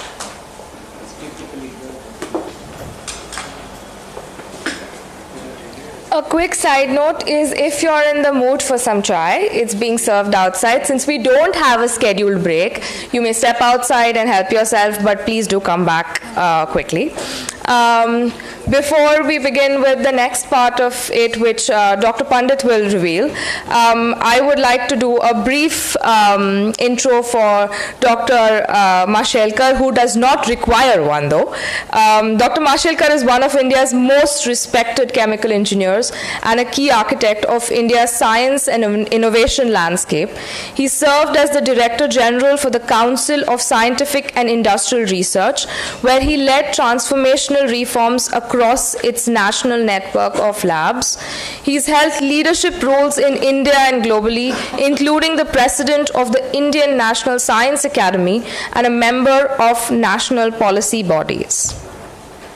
Dr. Pandit, the stage is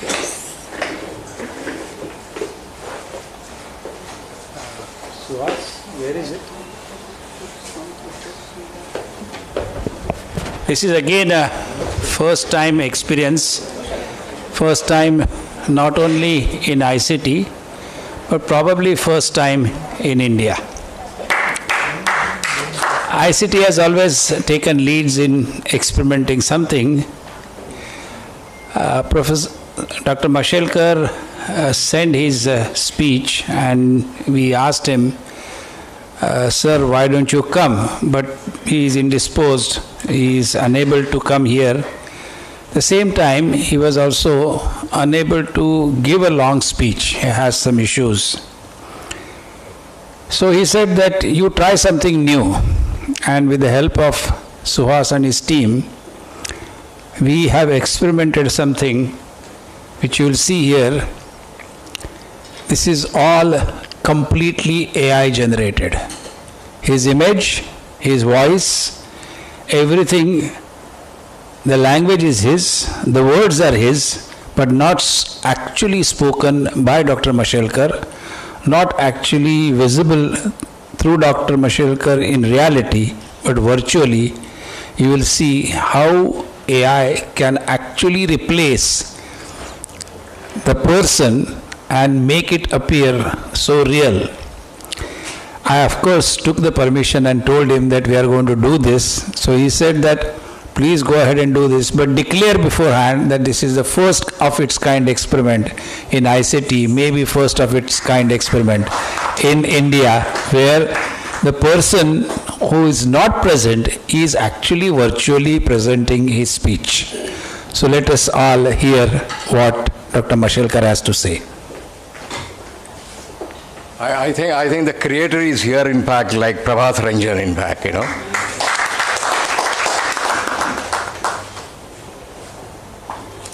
Distinguished guests, esteemed colleagues, fellow citizens of this great nation, and above all, the bright minds of ours tomorrow who have gathered here today, I speak to you not merely as a scientist or policymaker, but as a devoted son of the soil.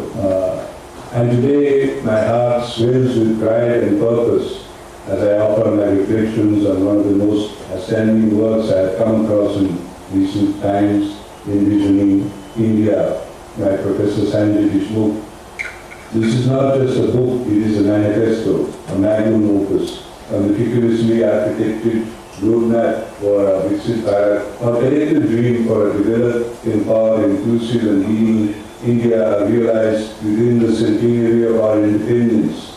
As I turned each page of this chronicle, I felt a resonance deep within. It was almost as if Professor DESHMUKH had peered into the recesses of my own life's journey, into the laboratories where I toiled, into the policy rooms where I envisioned, into the podiums where I spoke of a new India, and then echoed it all with purpose and scientific precision. Ladies and gentlemen, I have had the privilege of contributing to India's scientific and innovation ecosystem for over 5 decades. Whether it was championing Gandhian engineering, more from less for more people, or pushing for inclusive innovation that touches the lives of the last Indians standing in the queue, my life's work has centered around one enduring question, and it is here that Envisioning India becomes not just a book, but a practical guide, a symphony where equity and efficiency, growth and grassroots, tradition and technology all dance together on the pages in perfect harmony. Professor DESHMUKH, with the mind of a scholar and with commitment, reads 52 chapters across 7 transformational sections. He does not merely diagnose India's ailments, he prescribes, prognosticates and proposes possible paths. Let me share with you why I believe this chronicle deserves not just national celebration, but global recognition, why I say without exaggeration that it is worthy of a greater recognition in all the sections of society, nationally as well as universally. In 2008, I wrote Reinventing India, reflecting on how innovation, policy reform and people's participation could redefine our development model. Today, Professor DESHMUKH has extended this logic and is restricting India. He articulates the science of nation building with empirical depth, and he brings a rare lens of systems thinking, just as we scientists do when we design experiments that connect variables across space and time. This focus on human capital, inclusive governance, environmental stewardship, grassroots empowerment, and digital infrastructure, these are not disjointed ideas. They are interdependent levers of transformation, much like how molecules interact to form matter with new properties. And here is what touched me most. His chapters echo the very themes that shaped my life's work: innovation for inclusion, sustainability with equity, and knowledge-driven development. In a time when the world grapples with fragmentation, India must rise as a force for cohesion, and Professor DESHMUKH rightly puts resilience at the heart of our transformation. Not just economic resilience, but social, institutional, ecological, and emotional resilience. Just like polymers strengthen with the right molecular architecture, India too will strengthen when we align its structural frameworks. Education, healthcare, governance, with adaptive design and ethical foundations. Professor DESHMUKH shows us how democracy must not be a ritual of voting, but a culture of continuous civic participation. How economic growth must not be a race to the top, but a rising tide that lifts every boat. How sustainability must not be a checkbox, but a compass for a developed nation. This is resilience redefined, and it is not theoretical. It is rooted in India's soil, its struggles, its potential. Throughout my career, from chairing innovation councils to shaping science policy, I have emphasized that India's truest wealth lies not beneath its earth, but between the ears of its people. And Professor DESHMUKH recognizes this too. He does not stop at education for all. He calls for education for excellence, for curiosity-led, creativity-fueled, and compassion-centered learning ecosystems. He understands that without transforming our education and skill development pipelines, we cannot populate our industries, our labs, or even our governance structures with minds ready for the future. What touched me most was his section on empowering youth, not just as beneficiaries of policy, but as partners in policy making. This echoes what I have always said: India's youth are not just the future of India, they are the architects of its present. Dear friends, I have always believed that India is not an idea that was born, it is a civilization that continues to become. Professor DESHMUKH captures this essence with reverence and relevance. His reflections on social justice, women's empowerment, cultural diversity, and indigenous rights are not mere idealism. They are structured strategies for building a society that celebrates its differences without compromising its unity. Just as I saw in my scientific journey, where the most complex systems are the most robust ones, India's diversity is not its challenge, it is its strength, its superpower. The final section of the book, Envisioning India, is where Professor DESHMUKH lifts our gaze to the horizon of 2047. He shows us a digital India, a green India, an entrepreneurial India, a compassionate India. His call for Antyodaya, the rise of the last person, is a spiritual echo of Gandhi, Ambedkar, and Abdul Kalam. As I read his vision, I thought of how India is not rising for itself. It is rising to serve the world. With our spiritual heritage, scientific minds, and scalable solutions, India is poised to lead not by dominion but by Dham. In that sense, this is not just a roadmap for India, but a civilizational model of growth with grace, speed with soul, and power with purpose. So today, as I speak to you, honored and humbled, I offer not just praise but a call. Not every student read this book as a mission statement. Not every policymaker treat it as a possible blueprint. Not every entrepreneur use it as a compass. Not every teacher bring it into the classroom. Not every citizen hold it close as a promise of what India can become. In 2047, when the world will look back and ask how India became a beacon of progress and peace, I am convinced this chronicle will be cited with recognition. To Professor Sanjay DESHMUKH, I deeply appreciate not only your scholarship but your vision. To your synthesis of intellect and empathy, you have not just envisioned India, you have reawakened it. As I reflect on your work, I am reminded of the Upanishadic wisdom, Uchista Jagrat Prapti Varani Voda. Arise awake and stop not until the goal is reached. Friends, the goal is Viksit Bharat. The means is this vision. The time is now. Let us rise. Let us finish. Let us envision and then realize the India that will not only stand tall in 2047, but will also help the world stand together. Jai Hind, Jai Viksit Bharat. So what do you think? Is it as real as it gets?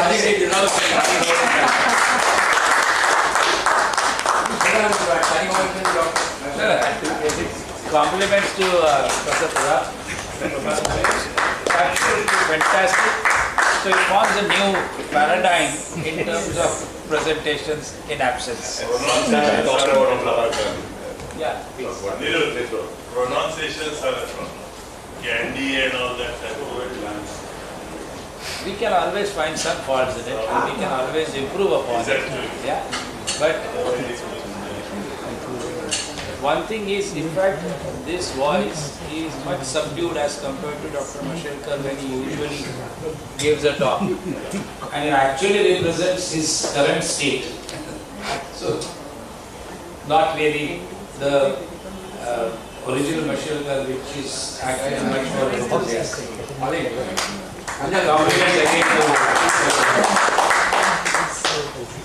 I think Dr. Mashelkar's speech in AI is not just a technological revolution, but it's also a moral, social, and a human one, because he challenged us to think not about just what AI can do, but what it should do for equity, for empowerment, and for a better tomorrow. I will move on to call Dr. Baiphonke, who will reflect on the art and importance of public science and communication, a field he has shaped significantly over the decades. By giving a brief introduction of Sir, who is known by his pen name, but formally Dr. Gajanan Phonke, is a noted science communicator and a pioneering figure in Marathi science literature, especially in the genre of science fiction. He's worked as a nuclear biologist at BARC before moving to science journalism, who later served as the editor of Science Today and the Director of Publications at CSIR. Sir, I call upon you. Yes.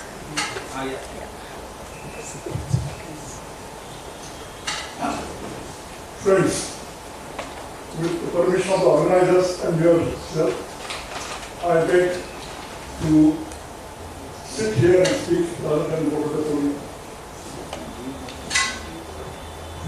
As I opened this book, I made a time travel. I was taken back in time, a tad over a decade ago, when I was involved with a few other colleagues, one of whom is right beside me, Professor Modernization, in coming up with a document for the government of India entitled Technology Vision 2035. 2035 being a year, which was almost a quarter of a century down the road then. Something similar to what Professor DESHMUKH has done, quarter of a century from today, 2047. I was, of course, very much enthused when I was invited to be a member of that team. But then, the reality is simple.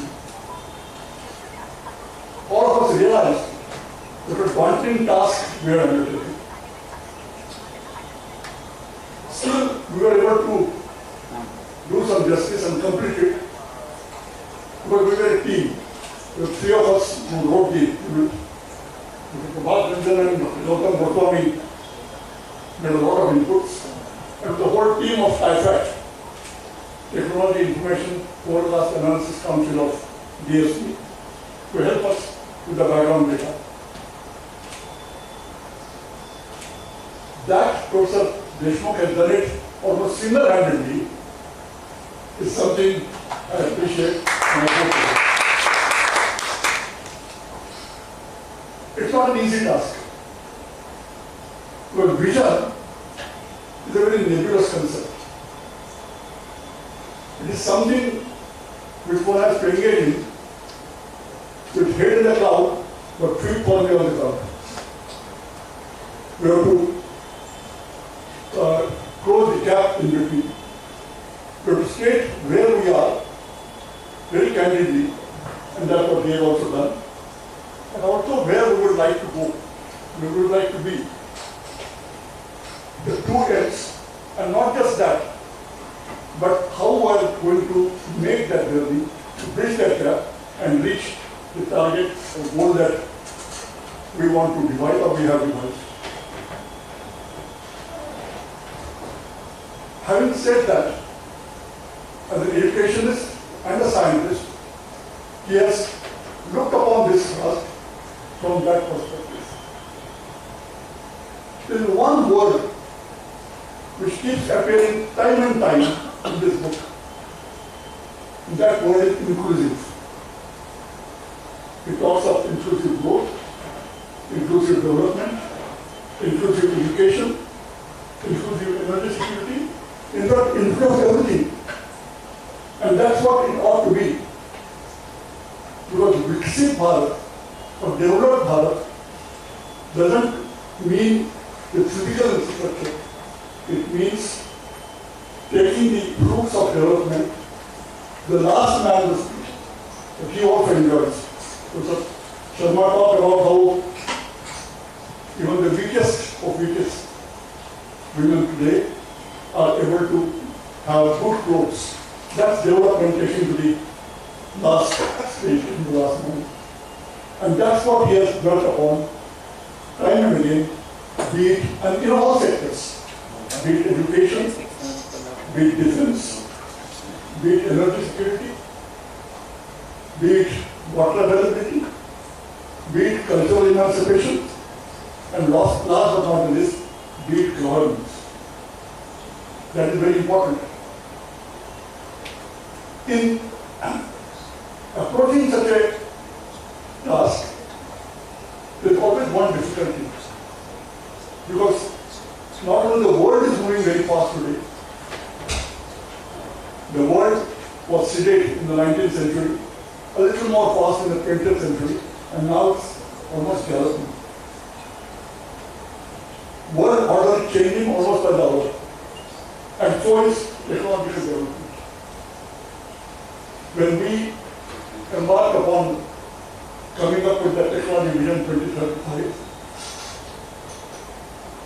I don't think we had envisioned at that time the advent of artificial intelligence.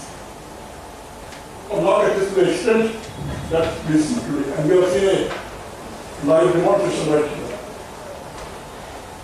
Of course, some people do say that introduction of artificial intelligence in a country dealing with millions might be disastrous. It will rob people of their livelihood. There will be large-scale unemployment. But that's only emphasizing the negative aspects of AI. There are several positive aspects, what it can do. We have seen one. This can have tremendous application, as I see, in the educational sector.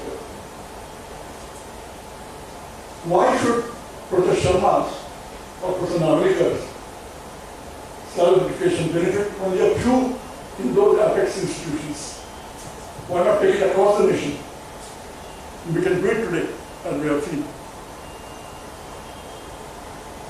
Education, as rightly emphasized, has two aspects: class education and mass education.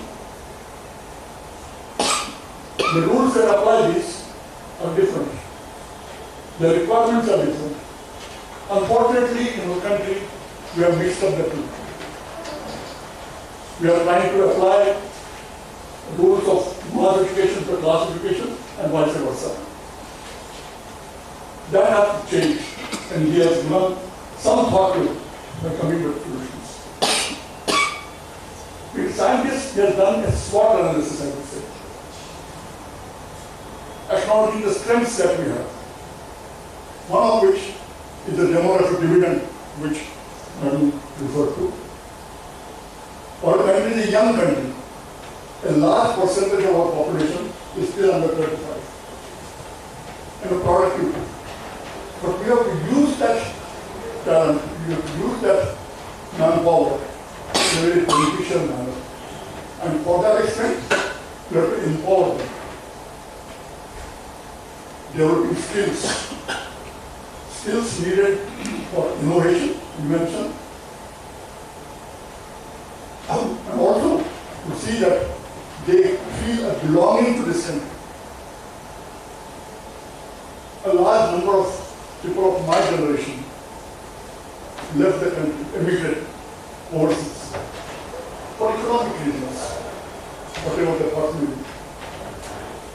When I meet them now, I ask them, look at those of your colleagues colleagues and classmates and friends who decided to stay back, like many of us did, struggle under the hard circumstances, made our little bit of contribution to the development of the nation. To ask these people, my friends who are abroad, look at your colleagues and classmates and tell me if there is a difference in the lifestyle that they enjoy and that you enjoy.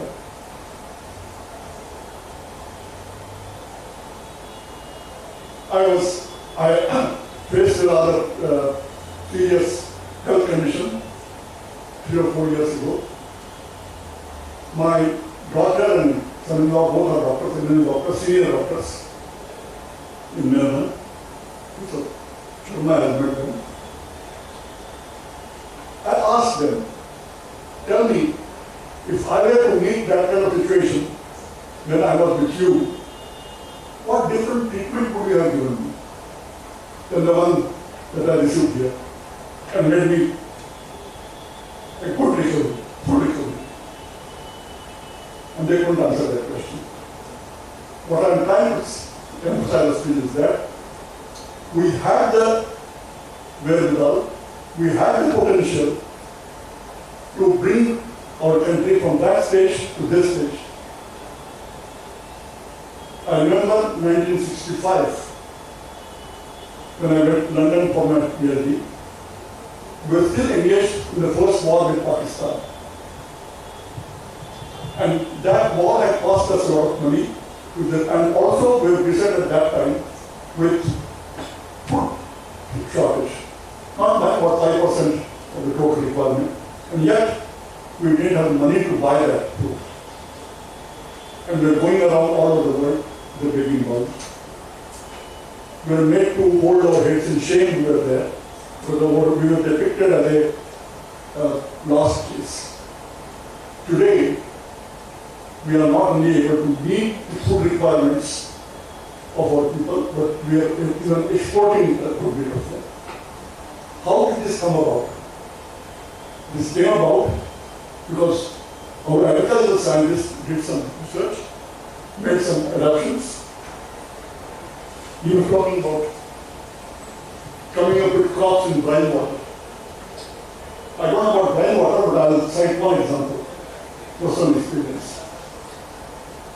When we were in school, we were told that groundnut requires black soil and then it's water. And that's where the agricultural climatic conditions are met, groundnuts are grown. Today I find that in Vaibhavari, which is very much a part of Konkan, with red soil and torrential rains, they are growing groundnuts there and selling them all over the country. How did this come about? Our agricultural scientists came up with varieties that will tolerate these agroclimatic conditions and able to grow that. And that's a lesson for agriculture, which is meeting a lot of difficulties with climate change. When we were trying to come up with the technology vision, we thought about that. And we stated that we need development of climate resilient varieties of crops and foods. But how do we come with those climate resilient varieties? Of course, genetic modifications were one way out at that time. But then we have not realized the emergence of CRISPR technology, which allows you to pinpoint the particular gene that is responsible and carry out and either delete that or replace it with a beneficial one instead of having a trial and error method. Almost like having endoscopic surgery or what is called keyhole surgery. The point that I'm trying to make is that it's not very easy to envisage the kind of scientific and technological developments that will take place in the next 25 years. In fact, I dare say we'll not be able to tell what will happen on the scientific and technological scenario in the next 5 years, let alone 25 years. The pace at which both these sectors are moving ahead. But to still not being daunted by that prospect, to come up with a tome, a volume, which envisages all the aspects of national development, be it education, healthcare, agriculture, defense requirement, governance, to come up with the problems that beset this and technological solutions to come up with those, to meet those problems. And he has always used one word to qualify their technical solutions: appropriate technological solutions, and also green technological solutions. So he's aware that the technology that we use should not be in vacuum. It should be appropriate to the problem, appropriate to the social conditions that we have, appropriate to the economic conditions that we have, and also not be disastrous to the environment that we work in. The world order is changing very fast today. Time was when globalization was the order of the day, and that had its benefits. Today, that order is crumbling down. If you look, globalization is almost coming to an end, and people are reverting back to innate nationalism. If the new government that are come up in Europe, and of course now we see in United States what it is doing, it is devoid of globalization. The United States is getting out of very many treaties that which had fostered or interested, even the climate control treaty, with the result now that we have to have more independence on our own. Atmanirbharta, making it totally self-reliant. And to make that self-reliant and to come up with solutions, we'll have to foster on fundamental research. Because without that, we'll not be able to come up with technologies or interventions or innovations. I would like to congratulate Professor DESHMUKH for having come up with this. And I'm really amazed that he did it within just 1 year. I can only give one analogy. When we sent our Mangalyaan, around that time, NASA also had sent its own craft. But we did it at 1/3 the cost and 1/10 the time. What Professor DESHMUKH has done is almost something similar.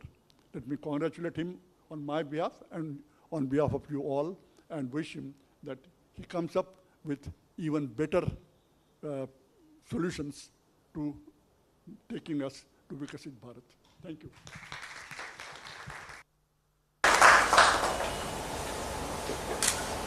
Thank you, Dr. Phonke, for your insightful talk. We'd like to probably ask Dr. Kumar Ketkar to join us virtually, who would discuss the dynamic relationship between media, democracy, and scientific literacy in today's India.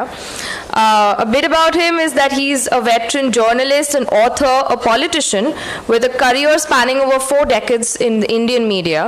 He's held editorial posts at leading publications and reported on key global events. A Rajya Sabha member in 2008 and a recipient of the Padma Shri in 2001. He is also the founder of the Granthali movement. Sorry.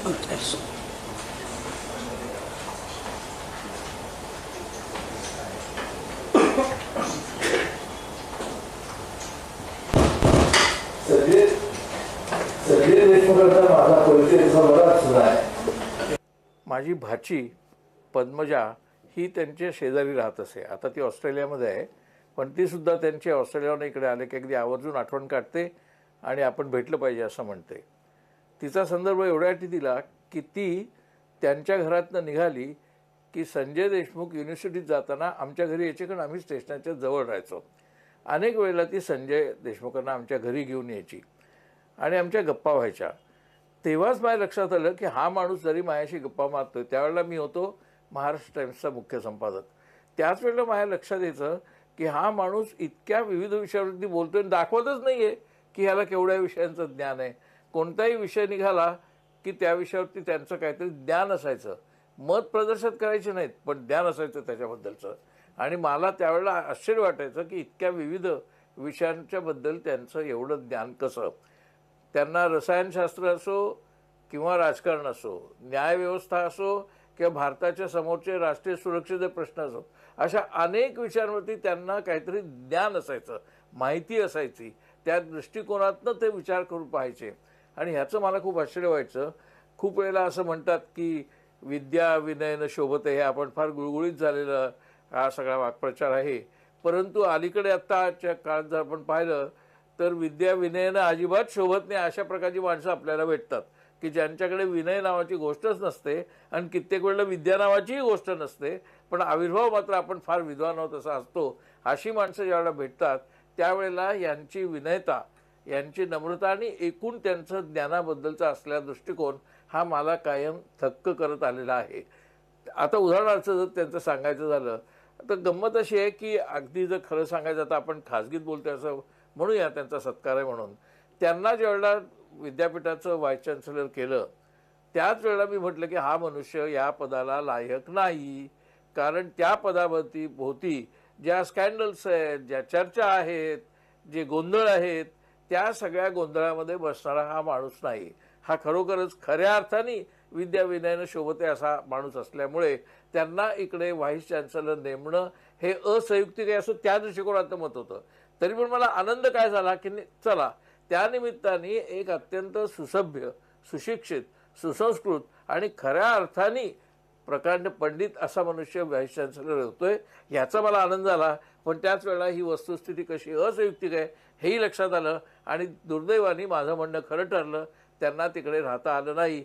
त्यांना तिकडे राहता आलं नाही किंवा त्यांना राहून दिलं नाही याचं एकमेव कारण त्यांची ही सभ्यता, त्यांची ही सहिष्णुता आणि त्यांचं हे अत्यंत भ्रष्ट नसलेलं त्यांचं एकूण व्यवस्थापन हेच त्यावेळच्या राज्यकर्त्यांना परवडलं नाही. आणि ते परवडणार नाही असाच माझा तर्क होता, म्हणूनच त्यावेळेला मला तसं म्हणणं होतं. त्याच्यानंतर आमची जी भेट व्हायची ते त्यांच्या ब्लॉग्स म्हणणं, ते वारंवार त्यांचे विविध विषयांवरती ब्लॉग्स द्यायचे, from science to philosophy, from Sanskrit to English, सगळ्या विषयांवरचे आणि विषयांमधल्या भाषांमधले त्यांचे ते ब्लॉग असायचे. आणि मगाशी म्हटल्याप्रमाणे मी कायम त्याच्यामुळे थक्क व्हायचो. आता त्यांनी मला एक अलीकडे पुस्तक भेट दिलं होतं, ते हे पुस्तक. आता या पुस्तकाच्या टायटलवरनंच तुमच्या लक्षात येईल की ह्याच्यामध्ये केवढा मोठा स्वीप त्यांनी घेतलेला आहे त्यांच्या एकूण परिस्थितीचा वेध घेण्याच्या दृष्टिकोनातनं. एन्व्हिजनिंग इंडिया म्हणजे ते फक्त युनिव्हर्सिटी किंवा कुठचं डिपार्टमेंट असं काही बोलत नाही आहेत, ते एकूण आपल्या देशाच्या व्हिजनबद्दल बोलत आहेत. खरं म्हणजे हल्ली देशांच्या व्हिजनबद्दल चर्चा जास्त होते आणि प्रत्यक्षात ती व्हिजन नाहीच आहे. आत्ता आपण पाहतोय देशामध्ये तर देशामध्ये गाजावाजा खूप आहे, चर्चा खूप आहे, पण मुख्य चर्चा कसली असते तर कुंभमेळ्याची. कुंभमेळा ही काही व्हिजन होऊ शकत नाही, पण कुंभमेळ्यावरती आमच्या वर्तमानपत्रांनी आणि एकूण टी व्ही मीडियांनी जवळजवळ 2 महिने फक्त कुंभमेळा दाखवलेला होता. याच्यावरनं लक्षात येईल की एका बाजूला चर्चा व्हिजनची आणि 5 वर्षांनी किंवा 10 वर्षांनी किंवा 25 वर्षांनी किंवा 2047 साली आपण किती मोठी अर्थव्यवस्था होणार आहोत, पण प्रत्यक्षात पाहिलं तर चर्चा कुंभमेळ्याची. त्या पद्धतीने आपण त्या परिस्थितीत जाऊ शकणार नाही. साधं चायना आणि भारत, चीन आणि भारत यांच्या तुलनेमध्ये भारत कुठे आहे याच्या संबंधी ऑब्जेक्टिव्ह चर्चा पाहिजे. आत्ता कोणत्या परिस्थितीमध्ये आपल्या युनिव्हर्सिटीज आहेत, आत्ता देशामध्ये एकूण मला वाटतं 1100 काहीतरी विद्यापीठं आहेत, त्यात किती विद्यापीठांमध्ये किती प्रकारचं ज्ञान शिकवलं जात आहे, दिलं जात आहे ह्याची चर्चा तुम्हाला वर्तमानपत्रात दिसत नाही. या ज्ञानाकर्षणाबद्दल काय केलं पाहिजे ह्याची चर्चा दिसत नाही. या सगळ्या विषयांवरती देशमुखांना मत आहे, या देशमुखांकडे धोरण आहे. खरं म्हणजे आत्ता संजय देशमुख हे खऱ्या अर्थाने जर पाहाल तर भारताचं शैक्षणिक धोरण ठरवणाऱ्यांच्यामध्ये अग्रक्रमाने तिथे पाहिजेत. ते तिथे नाही आहेत, ते तिथे नाही आहेत. ह्याचं एक कारण आपण सुद्धा आहोत.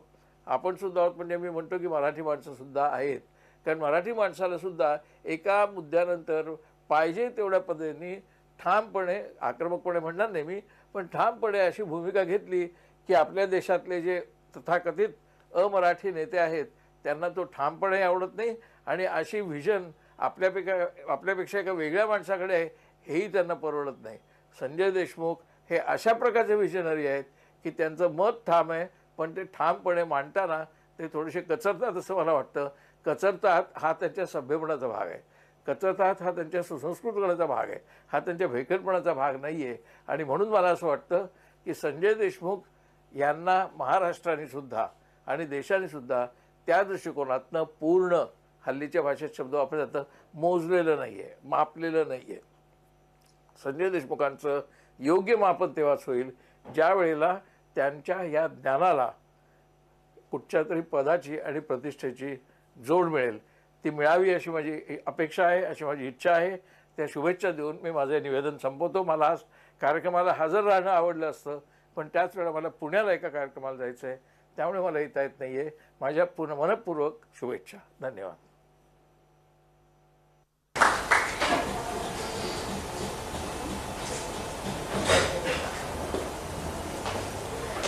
Lastly, I'd like to call Professor Prabhat Ranjan, who will present a futuristic perspective on education and innovation, touching on the intersection of technology, research, and inclusive growth. Dr. Professor Ranjan is a renowned fusion scientist, educator, and an innovator. Currently, he leads Project Sunlion, a private initiative focused on developing nuclear fusion technology. He's also served as the executive director of TIFAC and developed Technology Vision 2035, a national blueprint for growth. He's contributed to areas like Chandrayaan-2, agriculture, and creating innovative assistive technologies for people with disabilities. He also chairs initiatives promoting digital fabrication across India.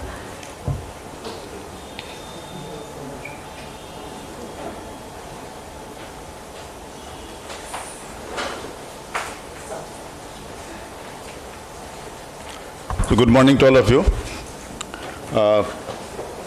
It's lucky that Dr. Balfontke is here with me. As he was talking about, we were working on Technology Vision 2035 about a decade back. And what we had seen, a task that we were given was to visualize future. And the only thing we always say is that only thing certain about future is that it is uncertain.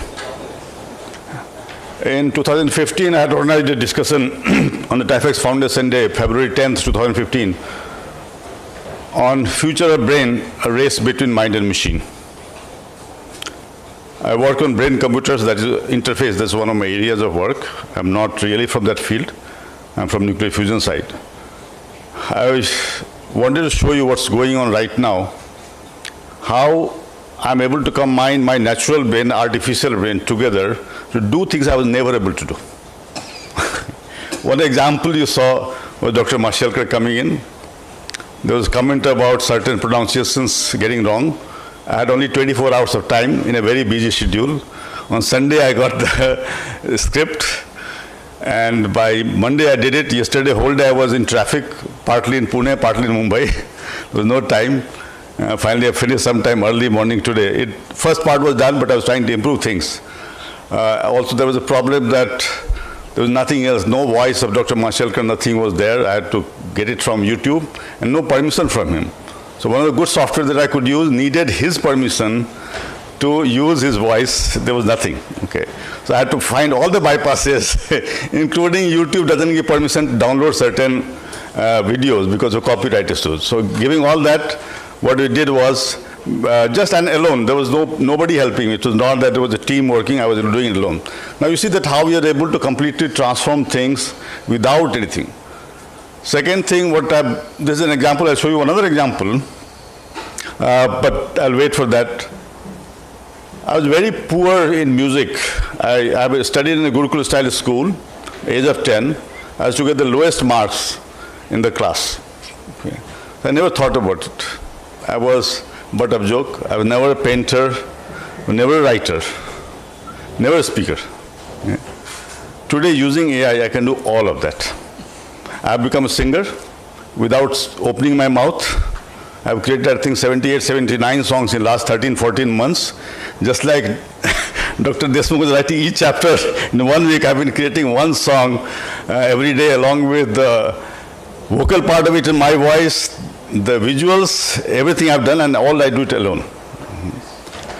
So actually we are in the age of AI. Okay. As Dr. Balfunke mentioned, this is also transforming the education system. Today, what we find in classroom, students don't want to listen to us because they have something in their hand. So what we need to do is how to transform education. And just like Dr. DESHMUKH wrote this book, working so hard for 1 year, just a couple of months back received a request from US to create a blueprint for a university in Africa which will focus on AI. It only took me 2 hours to write 86 pages of that using AI. So AI is transforming everything.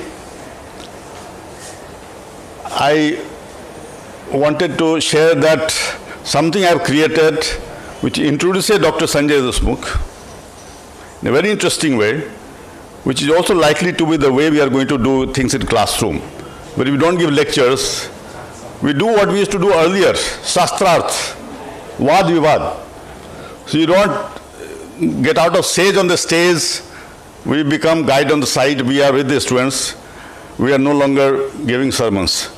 So there is an example of that, introducing Dr. Sanjay DESHMUKH, all using AI. Everything is there. Maybe after you see it, I'll tell a little bit more about it, so we can play that. The gentleman, he's there. We need to play a video. It introduces Dr. Sanjay DESHMUKH. I believe you have acted in films also. I've make the songs which I act. I could never dance. I could never sing. I've danced and everything I've done in this. And we are working with Bollywood to make films also. Yeah.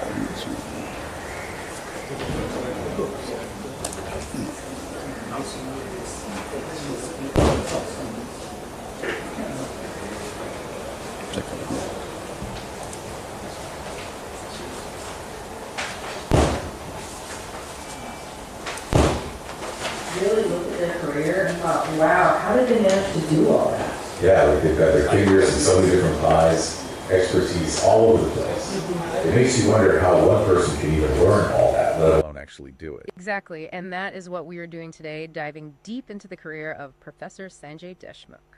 And you weren't kidding about deep dive. You gave me a whole curriculum vitae on him. It's huge. It is. It's got everything, you know, all his degrees and the jobs he's had, his research and publications, awards, the whole picture of this incredible scientist and academic leader. Very impressive. So for our listeners today, we are going to try to break down this incredible career and find the most interesting parts so you can really get a sense of the impact one person can have across so many different scientific and educational areas. Sounds good. Think of it like your guide to the highlights of a really exceptional career. So where should we even start with someone like Professor DESHMUKH? Well, I think the best place to start is with his education. You know, that really lays the foundation for all the different things he went on to do. Right. So he earned both his MSc and PhD in botany, specializing in ecology, from Mumbai University. Okay, so right away we have a strong background in the life sciences. Exactly. But that's not all. He also has 2 honorary Doctor of Science degrees. Wow. That's a pretty big deal. It shows how much he's contributed to science and society more broadly. Yeah, for sure. Oh, and on top of that, he also has an LLB degree. What a Bachelor of Laws. Yeah, from Mumbai University. So he's got a really interesting mix of scientific and legal knowledge. That's pretty unique. It is. And those honorary Doctor of Science degrees, one was given by Ram Manohar Lohia of Avad University, and the other by the University of Science and Technology, Meghalaya. Wow. And both of them really highlight his work in applying science and technology to improve people's lives, especially through sustainable development, and also his efforts to reform academics and administration at Mumbai University. So they're recognizing both his scientific knowledge and his leadership skills. Exactly. And here's another thing. Professor DESHMUKH didn't just finish his PhD and then focus on one narrow area. He actually became a recognized PhD guide when he was quite young. Oh, wow. And not just in botany either. He was guiding doctoral research in environmental sciences, biotechnology, life sciences, all at Mumbai University. Wow, that's impressive. And he was also a PhD guide in geography at Ohio State University. So he was supervising research across all these different disciplines really early on in his career. Yeah, it seems like he always had this really broad interdisciplinary approach to science, and that probably influenced a lot of his later work. I bet it did. And you know, those early academic experiences, they really seem to have set him up for the leadership roles he took on later in higher education. It's a big jump going from supervising individual research projects to leading an entire university system. It is, and the one he led was the University of Mumbai, one of the oldest and largest universities in India, with over 900 affiliated colleges, and get this, over 9 lakh students. Wow, that's a huge responsibility. It is. Imagine trying to manage a university that size. Yeah, talk about a challenge. And during his time as vice chancellor, he really focused on making things more transparent and introducing global best practices. You can really see his vision for modernizing and improving the university. So many students. Yeah, and he didn't just want to keep things as they were. He really wanted to improve things for the students, especially when it came to their skills and employability, because you know how important that is these days. Absolutely. So he launched 69 new academic programs, and many of those were specifically designed to teach practical skills. That's fantastic. And they also redesigned the syllabi for over 380 existing programs to meet international standards. It was a massive undertaking that would impact so many students. That's really thinking about their future. And then there's the financial side of things. During his time as Vice Chancellor, Professor DESHMUKH helped to raise around 900 crore rupees in developmental grants. Wow, that's a lot of money. It is. This was part of a bigger plan, a 3,200 crore rupee master plan to really grow and develop the university. So he was not only a leader, but also a really successful fundraiser. Yeah, you need that kind of money if you want to implement big changes and improve the university's infrastructure. For sure. And on top of all of that, he was also the acting vice chancellor of SNDT Women's University for a time. Oh, wow. And he was really involved in the NAAC accreditation process. The National Assessment and Accreditation Council. Yeah, he was involved both for Mumbai University, which achieved an A++ grade. That's amazing. I know. And he was also an NAAC assessor himself, so he was really dedicated to making sure higher education institutions were of a high quality. It sounds like he had a lot of different perspectives on higher education, from leading a large university to assessing the quality of other institutions. Exactly. And now let's talk about his research, because this is where his scientific knowledge really comes through. Okay. So he has done field research in over 50 countries across all kinds of different ecosystems. We're talking about a truly global research footprint. Wow, that's incredible to think about all the different environments he's worked in. And it wasn't just visiting these places, he was collecting data, making observations, really getting a deep understanding of how these ecosystems work. Yeah, that's so important, especially with all the environmental challenges we're facing today. And one of his most important areas of research was mangrove ecosystems. Mangroves are so crucial. They are, and his research actually led to the creation of a global network for conserving mangrove genetic resources. Wow. So he didn't just do research, he also turned it into action. Exactly. He saw a problem and he worked to find a solution. It's great. And here's another interesting thing. He developed a hotspot strategy for conservation planning based on his research on sacred groves in Maharashtra. What are sacred groves? They're forests that are protected for religious reasons, and his research on them actually helped him to figure out how to identify areas that are really important for conservation. I see. And this strategy, which he co-originated with Professor M.S. Swaminathan, actually ended up generating over $500 million for conservation efforts worldwide. That's incredible to think that research on sacred groves in Maharashtra could have such a global impact. I know, it's amazing. And in total, he's secured nearly 170 million rupees in research grants. That's funded over 200 publications. And he's also mentored tons of PhD students, postdoctoral researchers, and pool officers. Wow, he's been busy. He has, and it shows how dedicated he is to both doing his own research and helping to train the next generation of scientists. That's so important. It is, and he hasn't just been focused on research and academia. He's also been very involved in policy and consulting. He's worked as a scientific consultant and policy advisor to all kinds of national and international organizations, including the government of India. So he's been using his scientific knowledge to help make real-world decisions. Exactly, and that's really important if we want science to actually make a difference. It is. For example, he's been a member of several key committees within the Ministry of Environment, Forests, and Climate Change, like the Forest Advisory Committee, the Expert Appraisal Committee, and the National Wetlands Committee. Those are all really important bodies. They are. They make decisions about environmental policies and regulations that affect all of us. So he's been right at the heart of these discussions, using his scientific knowledge to inform these policy decisions. Yeah, and one of the big things he's advocated for is making sure that the value of the environment is considered when planning development projects. Oh, that's crucial. It is, and it seems like his work has actually helped to make that a more standard part of the approval process for major projects. So he's made a real difference in how we approach development. And it's really inspiring to see how committed he is to community development, too. Tell me about that. He was a leader in the NGO Konkan Nisarg Manch Kunim. Yeah, and they had this really cool approach called Lab to Land, where they used scientific knowledge and technology to improve the lives of people in rural communities. So they were bringing science directly to the people who could benefit from it. Exactly. And their efforts actually won them awards, like the Best Village Development Award for their work on bamboo reforestation, and the Best Village Industries Development Project Award for their fruit processing units. That's amazing. It is. It shows how you can use science to make a real difference in people's lives. Really impressive. And he's also won awards for his leadership in higher education, like the Exceptional Performance Vice Chancellor Award, and earlier in his career he won the Talented Scientist Award in the USA. Wow, so his work has been recognized in so many different areas. It has, and when you look at his areas of research interest, you can really see just how wide-ranging his scientific curiosity is. I'm curious to hear about that. So he's studied things like the impact of climate change on marine life, coastal and marine biodiversity, especially focusing on mangroves and seaweed. Right, those are some of his key areas. Exactly. He's also done a lot of work on the conservation of genetic resources, again with a focus on mangroves.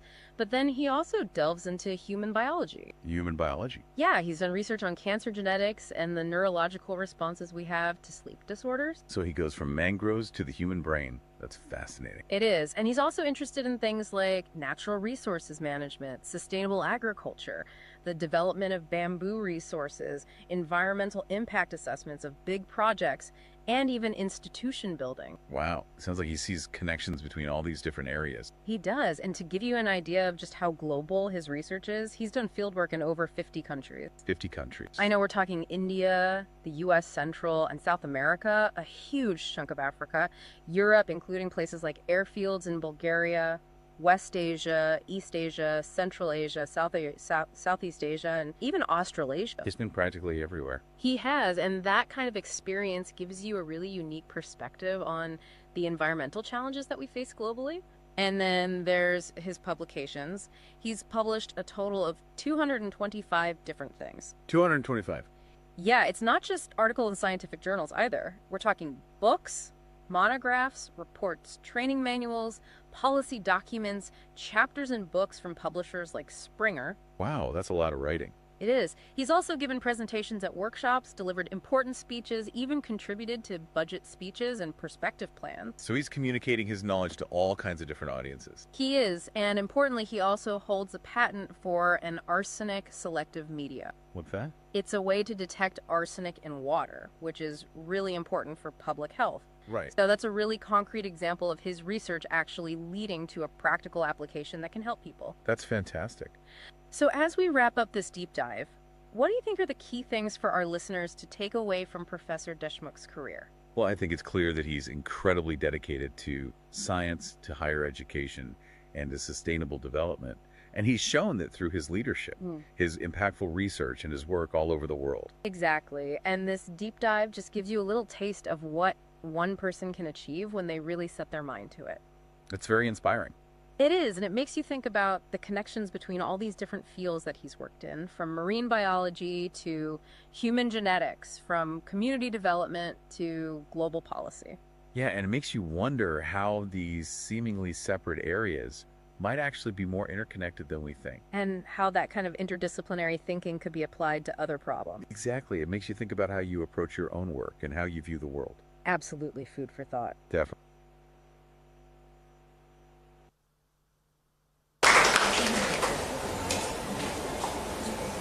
I just spend 1 minute how I've done it. I just took his CV, gave it to AI platform, said nothing, no prompt, nothing. It created this conversation with two anchors. The voice was done, and then I have added a visual layer on top of that. I was looking very hard to get photographs from Dr. Sanjay DESHMUKH, Dr. Barve. Nobody had time. He could give few things. So I've tried to add a few things there. Of course, they had more material. I could have made it more interesting. That's how we are able to do using AI, a single person, no help from anybody. With all the other engagement, we are able to do this. This is how things are going to happen in the future. where our capabilities can be enhanced 20 times, 100 times using AI. The concern that Balfunke was talking about AI killing jobs was similar concern we had when IT was coming in, but actually it grew. So like people like me who are not able to do any of these, we are able to do. So we are able to do more things than do. Thank you so much.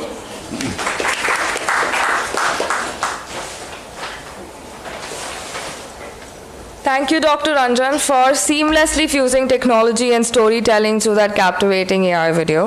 It offered us a compelling and imaginative glimpse into the remarkable journey of the life's works of Professor Dr. Sanjay Deshmukh.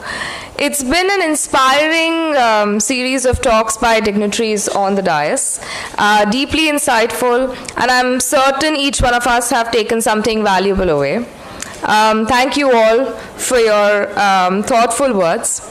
As we move on to the next segment, I request Dr. Siddhivinayak Barve to take the stage, where he'll be in conversation with Dr. Sanjay Deshmukh to delve in the key themes of the book. I request our dignitaries on the dais to, yes, take your place as the audience. Thank you.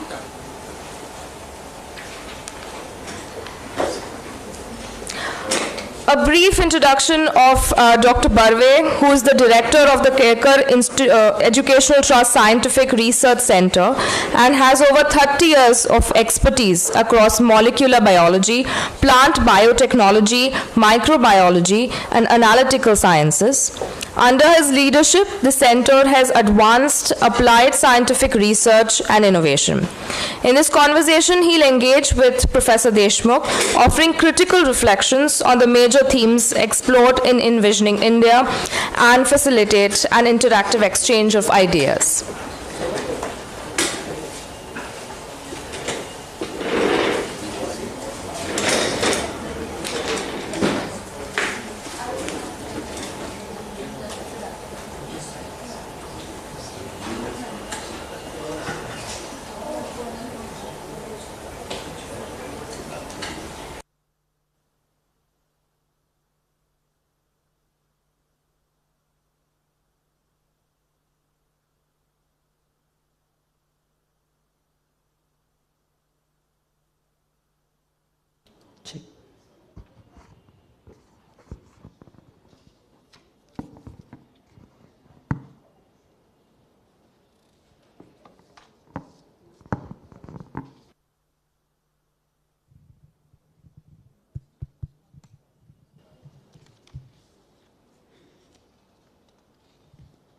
All the respected India.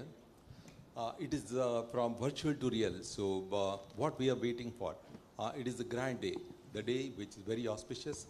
On this day we are felicitating, and then we are envisioning India. The man, the visionary who is sitting next to, we would like him to speak, and all of us would be even interested. From virtual, what Prabhat Rangan sir has done is almost his total lifespan. But we will try to get something, sir, which has not been mentioned over there. And then, as always, to talk to Sanjay is really exhilarating. It is fantastic. It is charming. And the man who is having absolutely enviable professional standing, which is there. It is the most accomplished educationist these days. Youngest Vice Chancellor of Mumbai University. Lot many firsts to his record.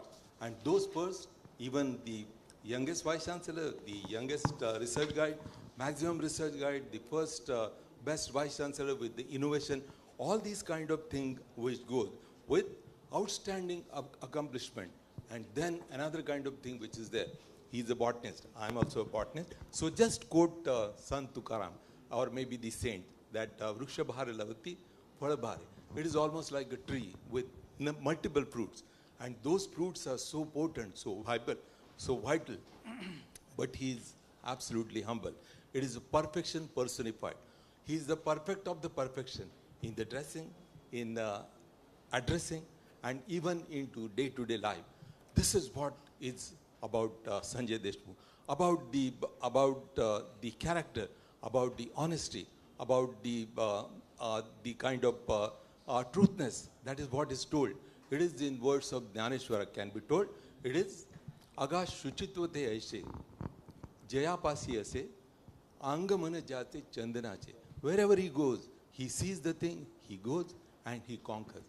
Today, let us try to really get Sanjay Deshmukh speaking, and then we'll be having a very casual dialogue with Sanjay.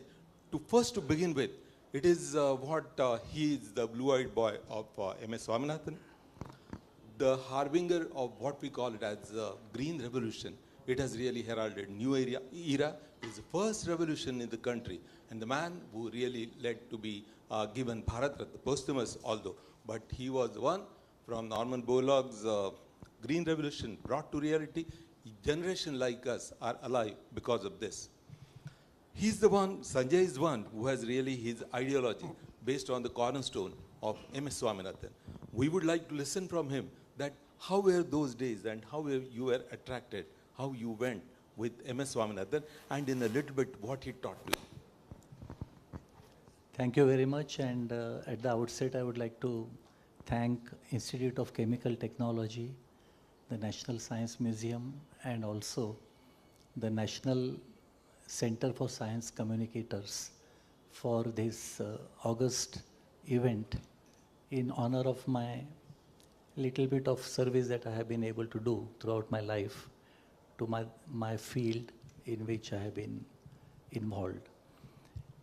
It's a great honor not only for this organization but also for those who felt they would like to spare their time and come here and talk to me, not because I have done something extraordinary, but because their entire lifespan, their entire expertise, which they have spent for societal development, they could relate that work in my writings.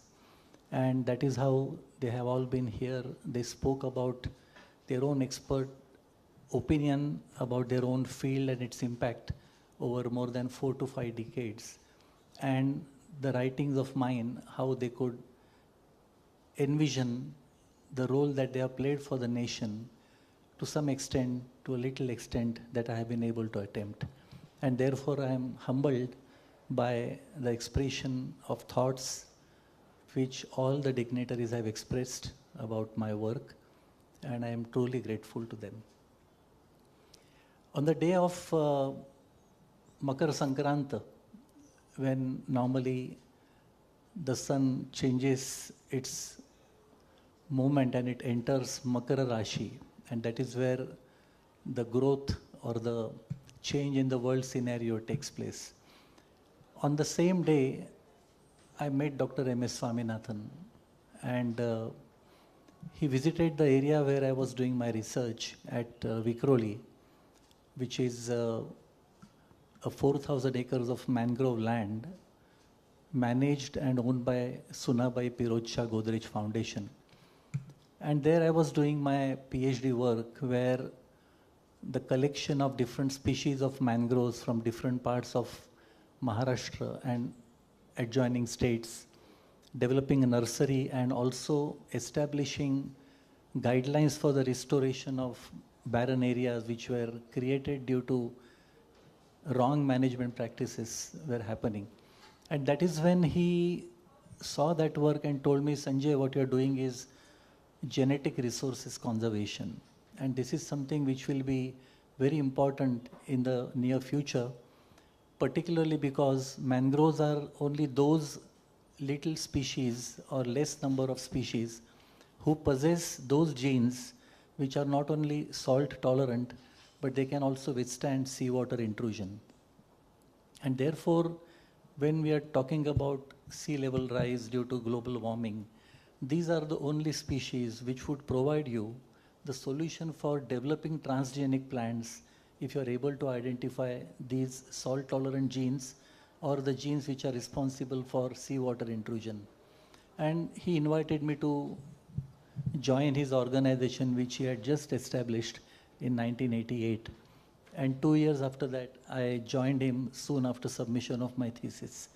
So this was something which was a God-sent opportunity for me. And the postdoctoral fellowship that I got soon after joining Dr. Swaminathan's foundation I just could not think of availing it because I was getting an opportunity to work with a person with whom I could do something more and more relevant. It is like guidance from the luminary, and then you were really very lucky to have starting your career with MS Swaminathan. Then the second very good kind of peak in your career is together you have worked globally on the global coastal hotspot mangrove conservation. So please tell us about that. In the beginning of the foundation, which was established for supplementing and complementing the national efforts in whatever scientific research is happening. And with that purpose, we decided to attract young generation scientists who could join the foundation in the beginning of their careers. And to generate funding for relevant research, we opted for what we call it as project formulation workshops. And based on that, by getting experts in the field, we could devise a research proposal as the outcome of the project formulation workshop. And we could then attract funding from not only governmental but intergovernmental donors. And one such effort led us to get about $1 million fund for a 3-year project to establish global network for mangrove genetic resources conservation centers. And that was a beginning of a global effort in not only implementing the strategies which were designed by India, because it was Dr. Swaminathan's brainchild, and we could execute that project for developing a chain of genetic resources conservation centers, for which about $500 million were generated in the following 3 years' time. That is really a lot of money, as you saw, into the virtual kind of thing. But from this, when you got your PhD in the mangrove, then you became the youngest guide with a different kind of thing. With the foreign university, a guide in geography, and you have one student already done there. But let us go on to the areas which has not been told over here. There are two things. One is sacred grooves, which is already told, but we will talk a little bit later. You have done something on ballast water. So what is that ballast water, and what is the real research? If you look at the transportation throughout the world, about 80% of the commodities are transported through waterways. And India, being a country which is enriched with excellent geographical conditions to have large ports, but we have not been able to develop adequate number. But we were one of the 6 major countries which were identified by the United Nations for a global project where the invasion through the microorganisms that used to take place through the water that is carried by the ships for balancing them. Planktons also. And therefore it is called ballast water. Ballast means balancing. So the water which balances the weight of the ship, whether it is empty or whether it is full of all the commodities, to the tune of a few 100,000 kilograms or tons. And that ballast water which is taken in when the ship is sailing empty, and it is released on the port of call where you are filling the commodities. So through those one trip of ships, about 5,000 different organisms, they get transferred from one country to other country. And that is something which was unnoticed till late 80s. And suddenly it was realized that due to the transportation of these invasive species, a lot of human lives are also suffering, not only through the diseases that are transferred from one nation to other.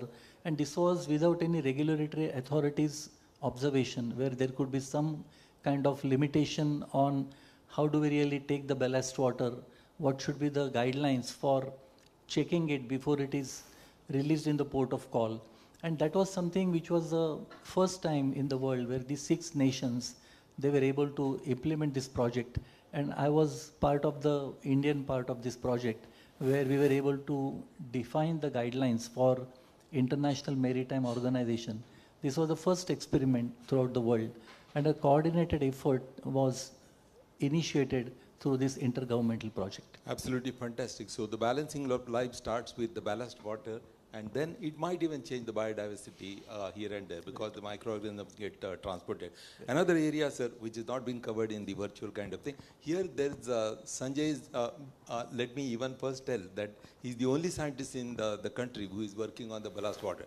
It's fantastic kind of the area that the water is getting transported. There is a change, maybe epidemic also, maybe some kind of the intruders are also being put into. But another area which is along with the gene transformation, the identifying gene from the mangroves and the biological thing, he is the sleep scientist. So that sleep science is another kind of a big domain that you are quite in. And then very few people in India, still they don't know it. I would not claim to be an expert in this area. One of my very close friends, Dr. DESHMUKH, who is a product of GS Medical College, he moved to the US because he didn't want to practice in India with what we call it as cut practice, where you have to, you get some concession if you refer a patient to a particular laboratory or prescribe some medicines from a particular shop. So he moved to US and opted for second master's degree in sleep medicine. Those were the days where United States of America had about 150 sleep labs where the person could go and sleep overnight, where the signals transmitted from different parts of the body are digitized, and you try to understand the sleep diagram of a person overnight if you study. And based on that, you are able to make out whether you have any disorder of sleep. Well, there are about 84 types of sleep disorders, and we are not even aware about single disorder that we have. And we boast many times that I can sleep anytime, I can sleep anywhere, and I can sleep any number of hours if I wish to. That itself is a disorder in your sleep. And that leads to various ailments. It begins with a heart attack. You can get a heart attack or cardiac arrest while you are asleep. You also can develop diabetes and blood pressure. So about 80% of the people in the world are basically suffering from this disorder, but we are not even aware about it. So we looked at establishing the first sleep science institute in India, which was in Mulund in 2008. And one of the entrepreneurs who wanted to join hands with Dr. DESHMUKH was Lab India. They invested about 1 crore rupees. And we looked at a situation where the life science students could do PhD in this field, and they can become entrepreneurs because they can establish sleep labs and they can appoint a medical doctor, a chest medicine specialist, who would look at the studies that are being undertaken, and he will prescribe the medicine and certify the sleep diagram and the result of that. So this was a very different experiment that we started with. And later on, during the last 18 years, this has grown multifold, particularly in different hospitals in the country. They have started these sleep science laboratories, and it has become a very economical exercise for those who stay abroad, because for one sleep study, you shell out about $2,000 if you are in the US, where for a country like ours, some of the best hospitals charge 25,000 rupees, but we at International Institute of Sleep Science, we work without any profit, so about 14,000 rupees, inclusive of all the overheads, are charged. So basically, the sleep science, if you are able to understand and study, we will have to develop a different cohort for Indian conditions. We cannot go by the standards which are set for sleep science or disorders in countries like Europe or United States, but we'll have to come out with our own strategy, and that is what we have been able to play a very important role. However, unfortunately, I would like to make a mention that many cohorts of professionals like police or pilots, they may be having a lot of such problems because they are dealing with call centers. Yes, call centers. And therefore, even the Home Department was a little, skeptical about implementing that in toto for the police personnel, for example, because the police personnel would feel that even though it is prevalent in 80% of the police force, it will probably reflect as if their confidential report is going to be spoiled because of this problem. But the positive part of that was that you could enhance the ability of a person by overcoming this sleep disorder if you are able to have AI-assisted softwares or yoga therapy, and without any medicine, you can overcome these problems. But we'll have to have an awareness, and the first important thing would be to get a refund for testing your, what you call it as, whether you have sleep disorder or not. For that, the insurance companies do not reimburse, because it is only for treatment, not for diagnosis many times. And that is where we'll have to have a lot of awareness. Yeah, that is fantastic. So you could have seen the range which is there, from mangrove man to maybe sacred grooves, then genetic resources kind of thing, Palas water, then here's the sleep. This center was in Mulund, so jokingly we call they are our sleeping partners. And then we have done research with them. Sir, this is about the telomeres which is there. Any kind of stress, maybe it is sleep, maybe any kind of diseases, it leads to a changes in the SNP. We have done that research with our sleeping partners. So that is with the, and that is the first institute. There are a number of firsts which Sanjay has to his credit. And then I will take you to tell him about his kind of real globetrotting with a number of programs. But the training that he has, it is really absolutely marvelous. In India, in IIMs, and then, sir, under Colombo plan. So you should be mentioning about Colombo plan, UK, China training. The first fellowship I was able to get selected for was extensive travel in China to study the farming practices. And we were about 14 people from 9 countries selected for that fellowship program. And we traveled about 16,000 miles in China, almost 600 to 700 miles per day, to study the different farming practices. And we were able to gather a lot of knowledge based on the different agroclimatic regions within China. And it was a very enriching experience which helped us in looking at our agroclimatic conditions as well as the different agricultural practices that we are, which are prevalent in India. And we were able to provide guidelines to FAO to look at the intensive integrated farming practices, IIFS models, which we developed by studying different agroclimatic regions. And about 8 such models were established, which were adopted by FAO for implementation at the global level to overcome the issues that are talked about, particularly environmental issues, which are outcome of the green revolution technologies. Those days it was a requirement. Later on, one had to look at and redesign the green revolution technologies, which were actually envisaged by Dr. M.S. Swaminathan. And as early as in 1971, he spoke of evergreen technology. So the Chinese experience reflected in my association with Dr. M.S. Swaminathan, because I was working there, and within 3 months after I joined, I got this opportunity. The Colombo Plan Award has been the Government of India's initiative to develop South-South relationship. And every year they used to identify about 4 professionals to study in UK. And during those days in 1991-92, when I was given this opportunity, we were able to study majority universities, conservation areas, as well as the non-government organizations within Scotland, Wales, and England. And every week we used to travel for 5 days in different parts of United Kingdom. And over the weekend, we would have a debriefing with the government administration. So in the 3 months duration with the 10,000 pounds of fellowship, we were able to undergo one extensive training program at Leeds, at Bradford, in designing global strategies for biodiversity conservation. And remaining part of our fellowship was traveling within UK.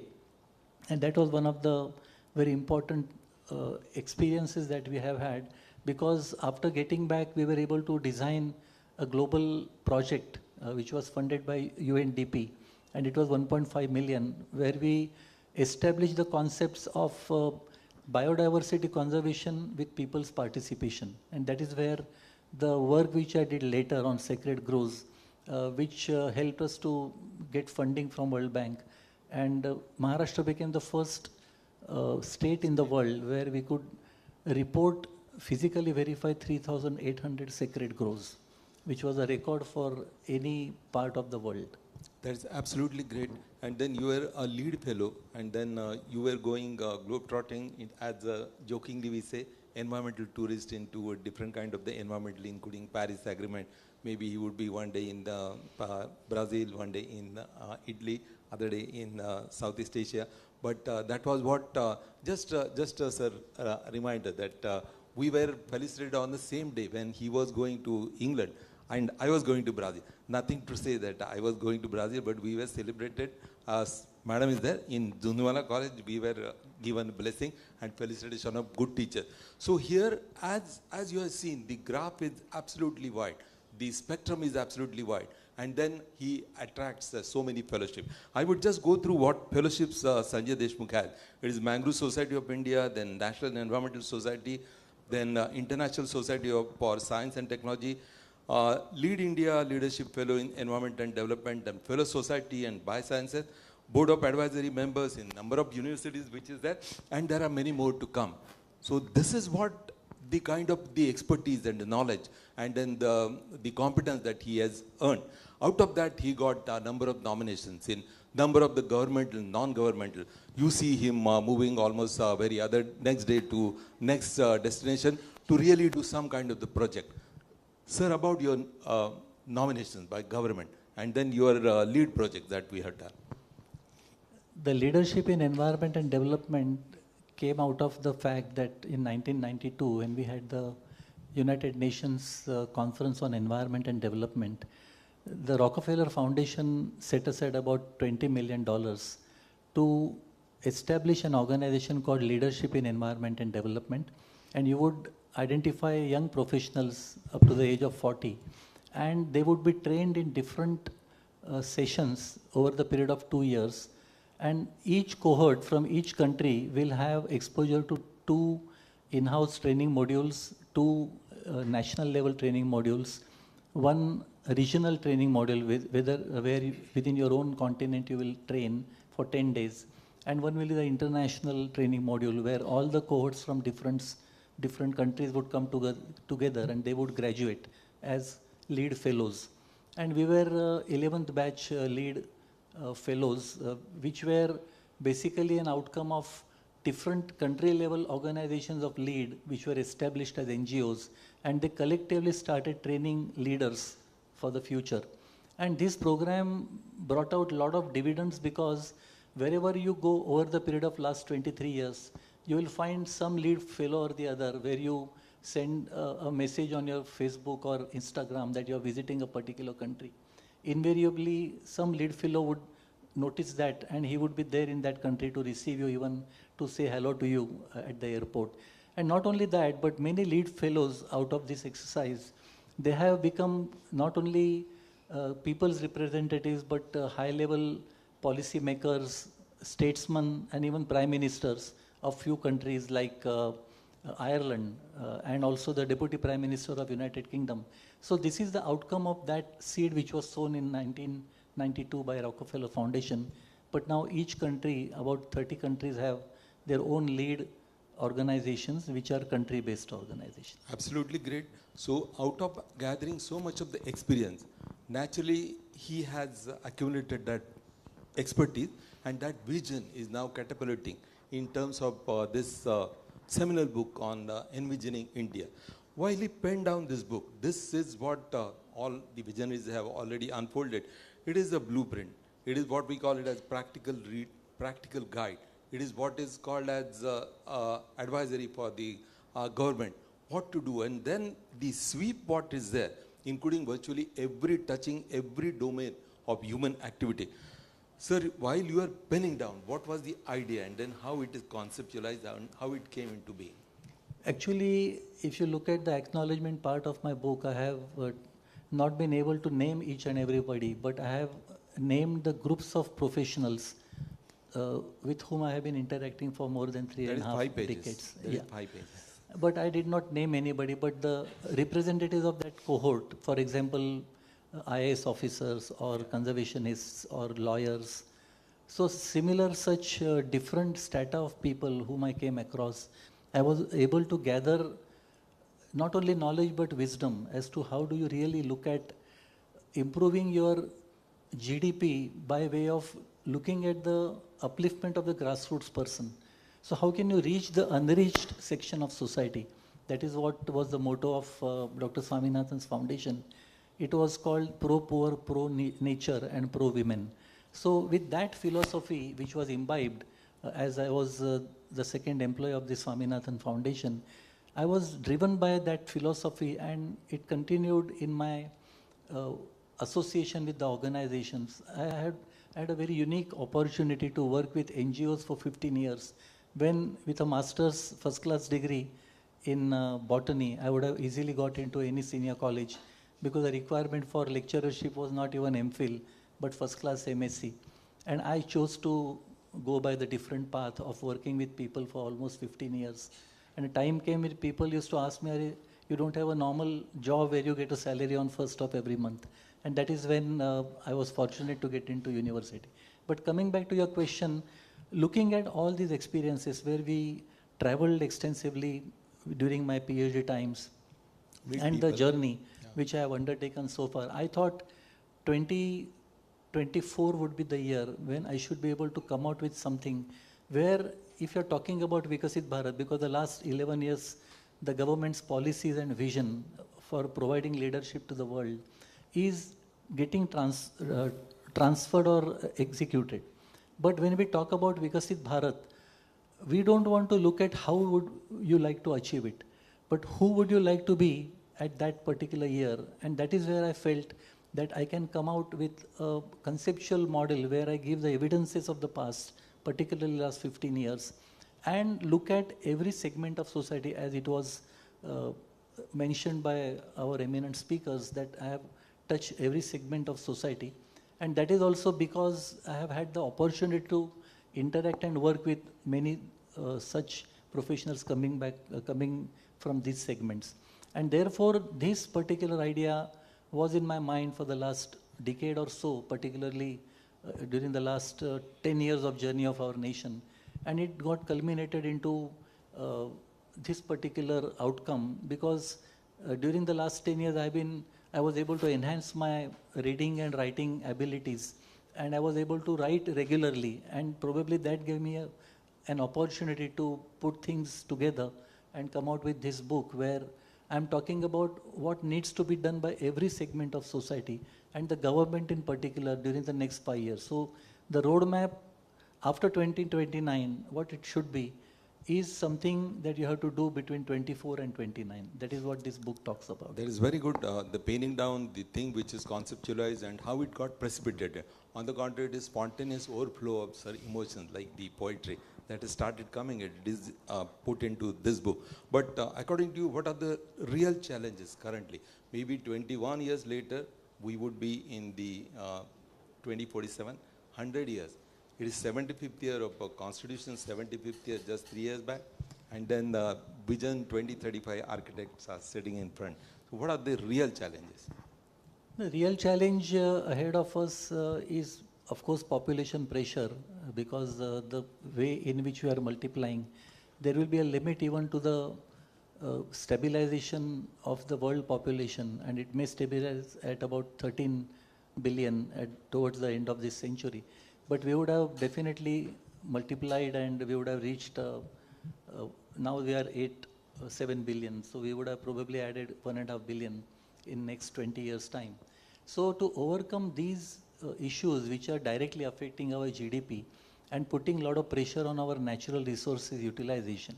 As all of us know, about 64% of the world's population resides within the 60-kilometer belt from the coastal areas, wherever you are. And 33% of our population in India is within 80 kilometers. So there is, as it is, tremendous pressure on the natural resources. 80% of our freshwater resources where this colonization has taken place is because of the rivers which meet the sea, and the enriched areas are utilized for livelihood security. So the conservation of nature and natural resources, redefining our strategies for establishment and management of conservation or protected areas, control over population by way of channelizing our energy, towards different skill sets that could be acquired by the population. And over and above all these, the policies of education, if you are able to toy the line of appropriate education for the masses, probably the idealistic view that the NEP 2020 envisages for execution of policies in education, we will have to couple that with the political will and making available resources, particularly financial resources, to reach the unreached sections of society. And privatization or multiplicity of number of higher education institutions may not be the only solution, but bringing the sections of society in the mainstream should be the priority, and that could be the bigger challenge that our country may face. Yeah. So this is about the views about the challenges which we have. In this aspect, Sanjay Deshmukh sir has already given a kind of a sweeping view about different aspects, may it be judiciary, local self-governance, internationalization, social integration, the framework, energy, water, national women, and then the disaster management, energy, water, and housing, virtually spanning 52 chapters, and then going through a number of things which are there. Sir, we cannot even cover in the limited time, so the watch is in front of me, and then we are all hungry also. So it is good food of thought that we are just discussing. Sir, before going to some key sectors about through this book to discuss, I would like to just ask you one question. That big blogs in the morning, I get up at 4:30 with his blog. So every day. And then there are 3,000 in his phone to whom he contacts. There are certain personal kind of things. So I am fortunate to get a personal, good morning Siddhivinayak. So that is at 4:30. I am deep sleep. But sir, how you manage that 30 page blog? Some people say I start in the morning, couldn't read it, couldn't finish in the evening. I must thank the opportunity that I got to head the University of Mumbai, or I was the guardian of 900,000 students. It was like, signing 500 files every day, and then your work will start after that, because that was routine, though you have to apply your mind before signing. And the platform at which I was able to operate, particularly for an organization with 3,000 non-teaching colleagues within the system, and then 900 colleges, about 10,000 teachers, and so on. I think the abilities to perform, you definitely get enriched and you develop special traits. And that was the time when I felt, when I got back to my department, I had 12 years to go before I could retire. And I thought, this pace at which, the platform on which I was operating, I think the departmental work would be probably 20% than what I was able to do as the Vice Chancellor. So I was able to pick up that gap of 80% that I would be probably not doing anything if I only concentrate on my departmental work.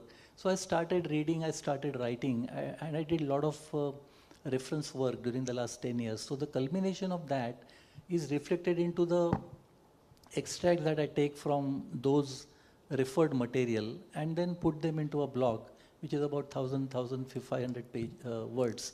So it is not that everyday exercise where I'm thinking what I should be doing. For example, currently I'm writing a 300 episode blog on Indology. So the sequence is defined 5 years back. And I was able to cull out the information that I have been able to download in the last 8-9 years. I think that is the reason I'm able to probably prolifically express myself.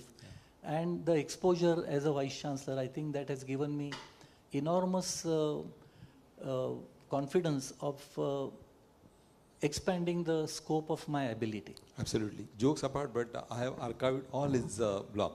Today it may be 473 or something like that. Okay, so then he writes hashtag and then 473. Only thing is that whatever you want, you have to put hashtag and then keep that name. From archive you search, then you get the ready-made lecture, sir. For me, it is ready-made lecture. So just the key sectors from this book, not all 52, otherwise it will be evening.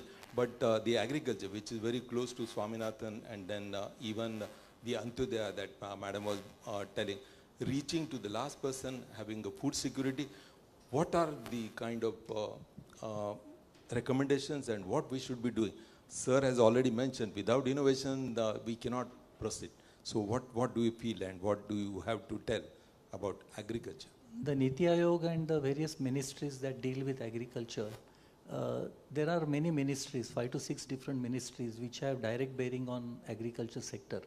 And unfortunately, the Indian Council of Agricultural Research has never undergone any galvanizing.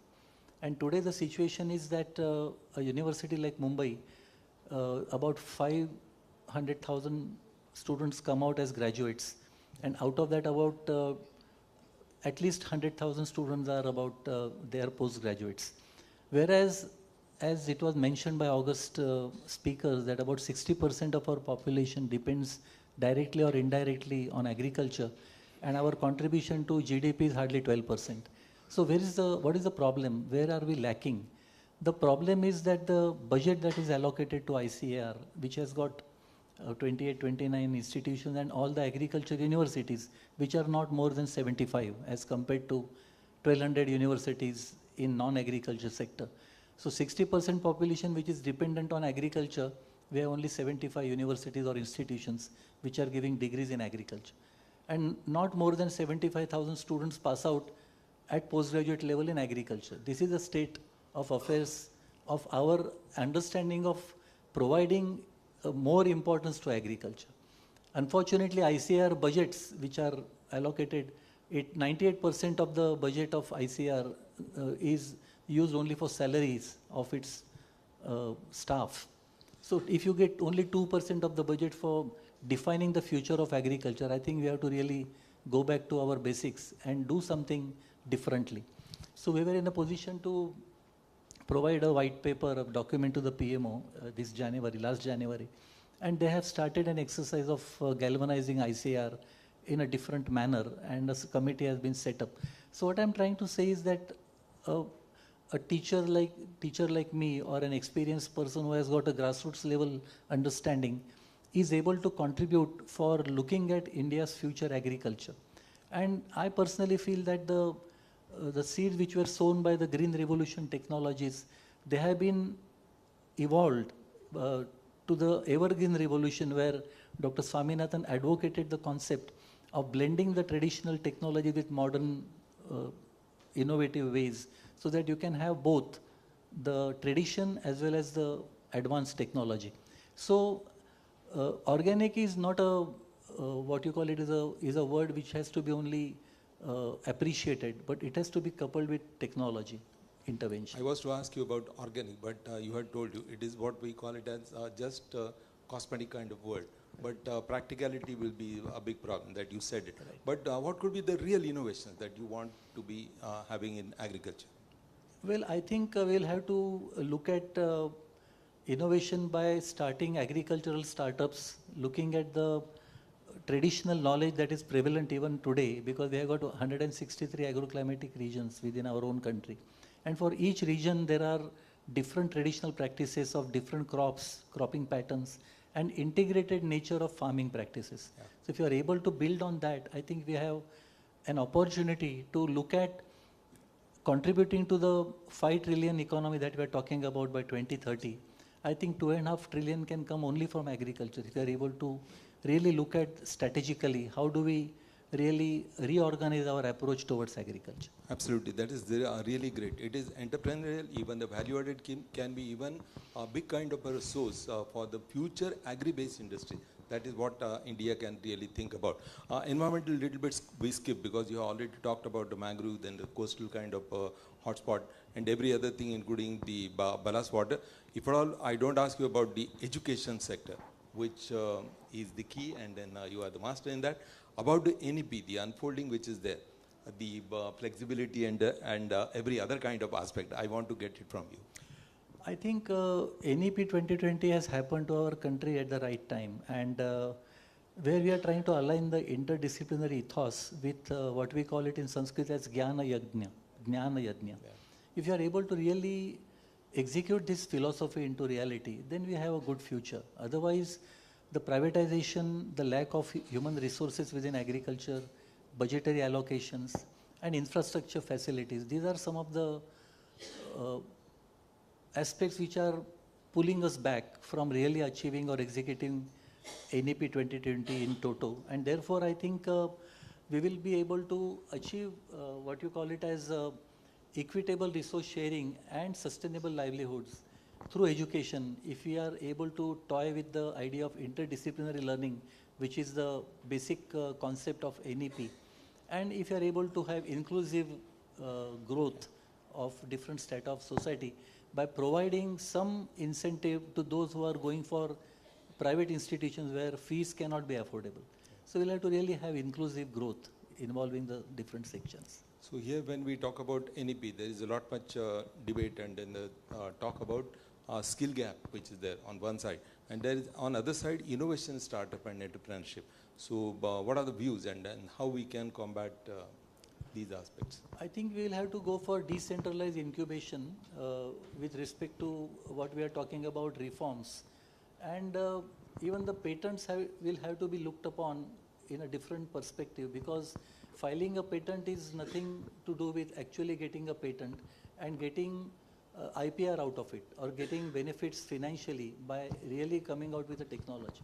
So if you are able to look at our approach for reforms on those lines, then I think we will be in a position to truly give justice to the intellectual property rights that we are talking about. And even the reforms in agriculture will be the key, because the farmers' rights and the conventions with which we try to execute our policies, we will have to relook and probably come out with our own approach rather than going with a globally orchestrated policy. And I think we should be able to come out with a good strategy for enhancing our GDP through inclusive innovation and involvement of the grassroots level people, rather than only looking at our growth rate by infrastructure development. Exactly. Dr. Phonke sir was mentioning that the medical prowess of India is really very good. So we are at par, but at times we lack in resources. So if at all we bridge that gap, India has a tremendous future. We are right on the springboard. Here are two things at the end of discussing this book that I want to ask you about. You have made a mention about tracking corruption. That is one. And then lastly, we want to listen about Antyodaya. You had made a mention about last person should be reached. So these two concepts, so just illustrate those. Well, I think our country has a huge history of several hundred and thousand years. And we have been able to demonstrate that without the boundaries, we have been able to perform. So there were no geographical limits to the expansion of knowledge, inviting scholars to learn from us, and also develop guidelines for universal execution of our technologies. However, over a period of time, I think we have lost a track, probably by not able to recognize our own hidden talent, which was probably lost because of the losing of scriptures or literature where knowledge was stored or gathered. However, because of the technologies that are available with us, we should be in a position to build upon not only gaining what we have lost, but also the ethos with which the country has progressed till date. If you are able to go back to our basics, then being truthful to yourself should be the message for combating any kind of malpractice or wrong practice. We may call it corruption. And people believe that, if I have some money, then why not I get my work done by spending less time. But if you are able to build in that factor from within, I think things will become more easy. And for everything that we say, we have to have a political will. The Antyodaya concept it's not new, and it is always advocated that the last segment of society should be benefited, only then the country will progress. We have a greater opportunity because of becoming the nation with largest population in the world, so that we can demonstrate what we can do for our population. And if you divide our entire population in 5 major groups, for example, farmers, youth, women, defense personnel, and weaker sections of society, then if you look at our 50 to 60 ministries at the central government level, there are various schemes which fit into these 6 segments of society. If you are able to organize and channelize our efforts through the MPs and then MLAs and through the collectorates, because the system of distribution of funds execution of policies is really standardized, and if you are able to collectively make an effort, then I am sure the Antyodaya, which was envisaged by our earlier political leaders, I do not want to name the political party which they belong to, but the overall philosophy was the same. And I think we should be in a position to achieve that. If you are able to have probably one thing in common, may it be any party which is ruling the nation, if you are able to target environment, then power, water resources, and finances, if you are going to have policies which will be uniform, which will be by involving all the parties and come out with these policies, and any party may come to power. In these 5 sectors, we should have a common policy that can be implemented. Absolutely. If you are able to have this approach, then probably Antyodaya or the... Yeah, it is a global, altruistic, it should not be difficult. Kind of thing. What in terms of Mashelkar sir, which he really advocate, less high technology for less is very easily possible because they have purchasing power.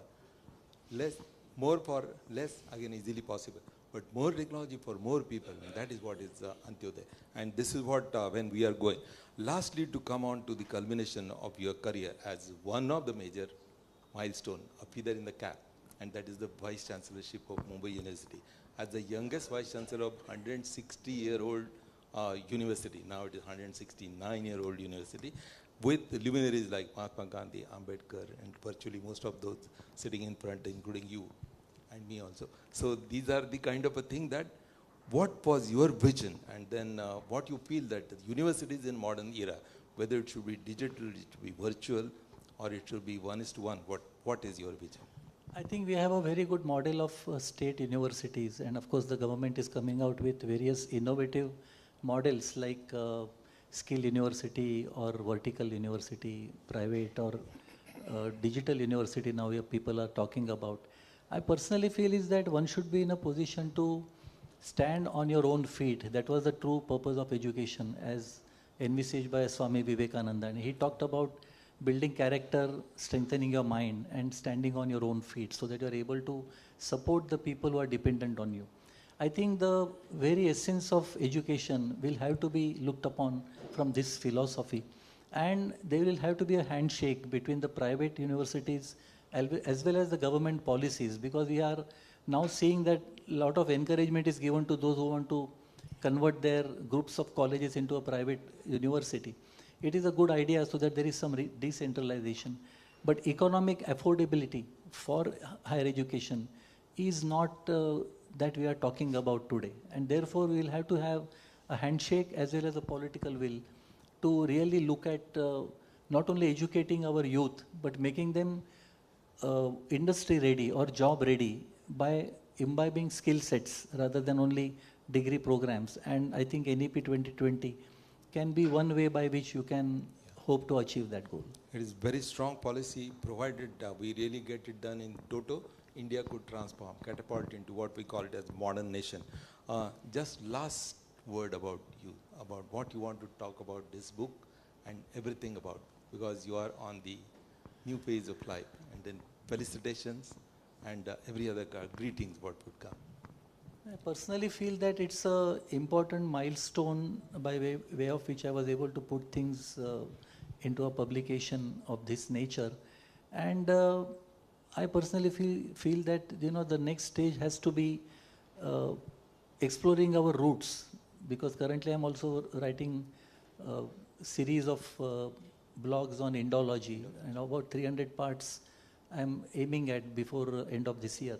But what I'm trying to look at is that the earlier wisdom that we have lost or we have forgotten, we will have to go back to that and also ensure that your knowledge which was lost due to the period of time and various consequences that have taken place, we should be able to blend that with modern technology and ensure that education is the only key. In fact, Mashelkar sir always tells the smallest formula after E is equal to MC square is E is equal to F, that is education is equal to future.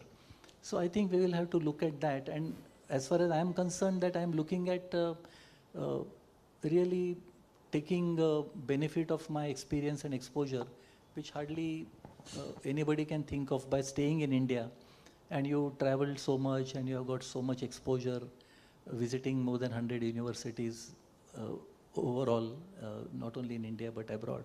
I personally feel that this experience can be utilized by whoever would like to, and I'm looking forward to contributing more meaningfully than what I have done so far. Excellent. To conclude, I have one poem on the new beginning. It is by Gertrude MacLean. It is only the beginning now, a pathway yet unknown. At times the sound of other steps, sometimes we walk alone. Into each life will always come a time to start anew, a new beginning for each heart, as fresh as morning dew. Although the cares of life are great and heads are bowed so low, the storms of life will leave behind the wonder of a rainbow. The years will never take away our chance to start anew. It is only the beginning now, so the dreams can still come true. With all of us wishing in the spirit of this poem. And then as Kumar Ketkar has told, so humble, so very modest in telling, he should be really more assertive and then put your foot down on telling that, yes, this should be done now. That is what is the new beginning. Thank you for a very nice kind of a conversation. Hope all of you liked it.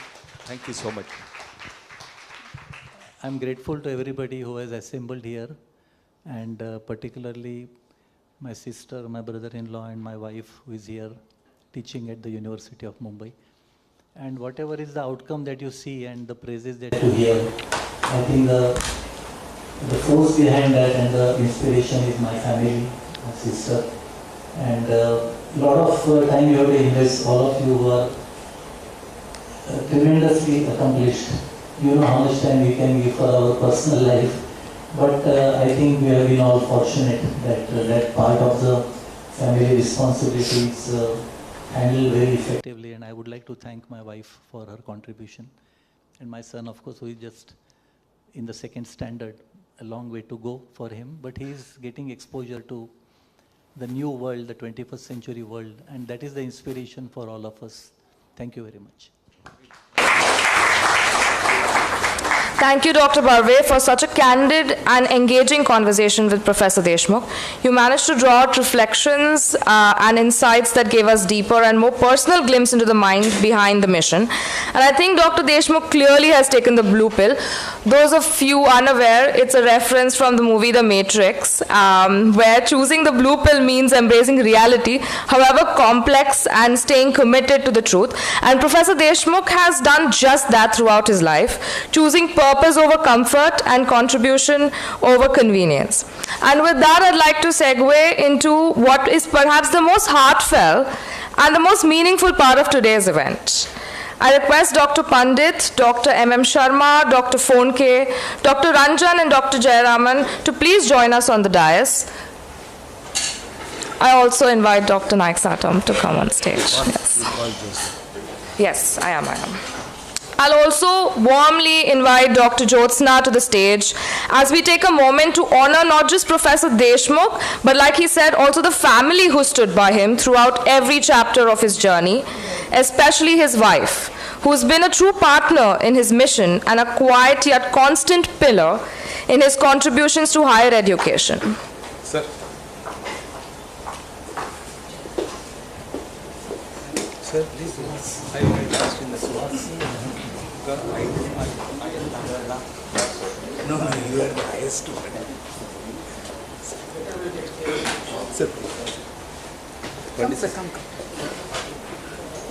May I request our esteemed dignitaries to felicitate Professor Deshmukh and his wife with a bouquet of flowers, a shawl, I am the last person. traditional fruits as a mark of our deep respect. And finally, we also have a small token of appreciation, a portrait of the two of them symbolizing both legacy and love. Can we have a round of applause, please?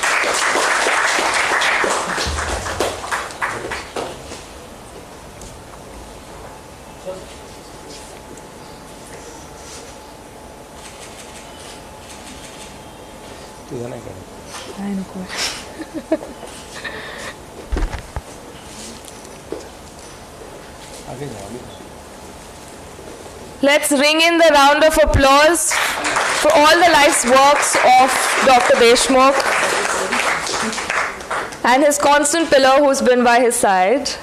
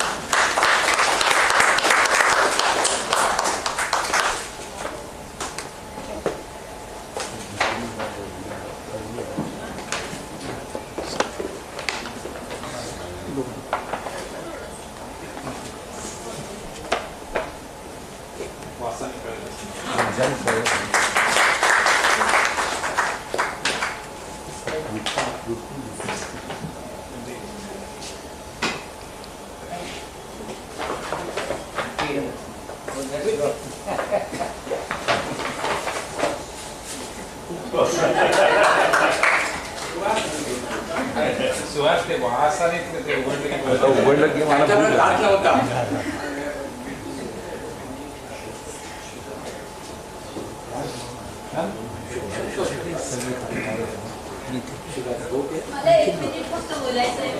2 मिनिटं नाही, मला एकच ही जी आहेत ना, हे दोघं जण हे माझी बाळे आहेत. जुन्नर कॉलेजमध्ये मी 60 वर्ष आहे, 30 वर्ष मी काम केलं आणि 30 वर्ष आम्ही आता जगतोय. आणि आमचं सगळ्यात मोठं म्हणजे जर सगळ्या जगामध्ये एकदम गरीब कॉलेज असेल तर माझं, पण त्या गरीब कॉलेजमुळे आम्ही जगतोय.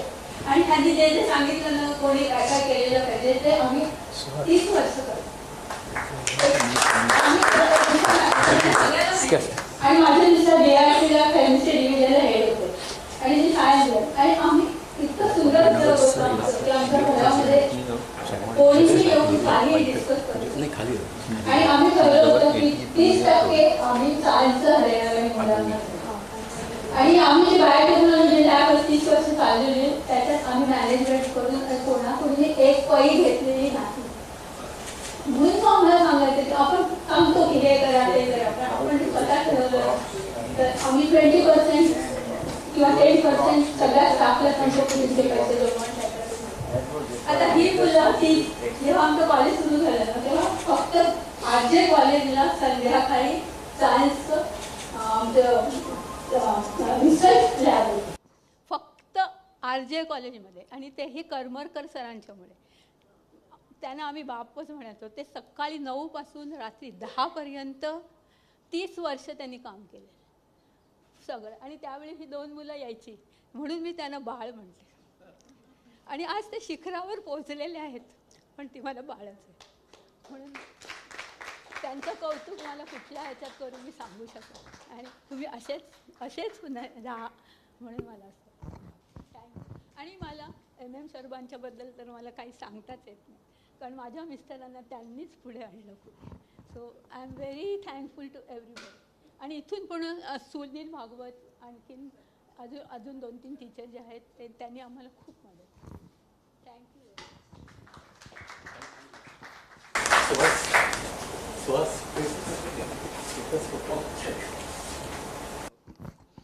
Good afternoon, one and all. This is Dr. Shiva Prasad. In this galaxy of, the sky has the sun, the moon, the constellations. I'm a small asteroid probably, but a lot has been said about Sanjay Deshmukh sir's intellect, his administrative abilities. I'm one of those few people who got a chance to see the man behind the titles. I think, ladies and gentlemen, we cannot close this day without talking about the gentleman's grace, the sense of dignity that he has brought to the positions that sir has occupied. I got a chance to work with sir on a couple of occasions. And we say the character of a man is about how he treats his subordinates, how he treats those who cannot probably do much for him. And There was a time when we were working together on an assignment.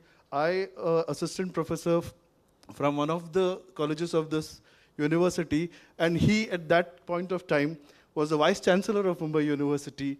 The kind of care, the kind of concern that I have seen sir demonstrate.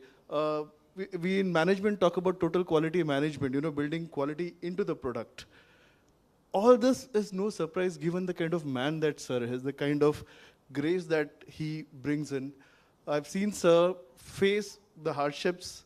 We were there together when he was going through those hailstorms in life. Sir, you are a living embodiment of grace and dignity, even in the face of such challenges. It was, I would say this with a lot of humility, it was probably Mumbai University's misfortune that we could not have someone like sir to sustain through with his vision. This is not the peak, sir. There's a lot more to come from you. There's a lot more inspiration. There's a lot more of,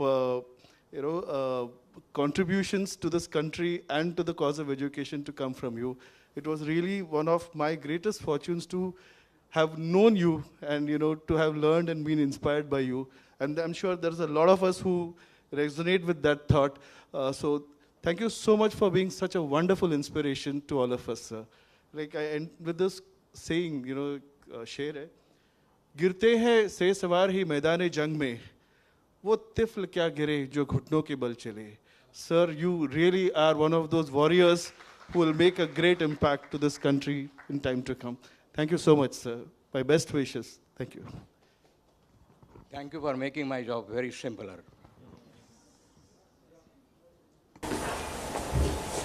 I request all of the dignitaries to take their seats. Thank you so much.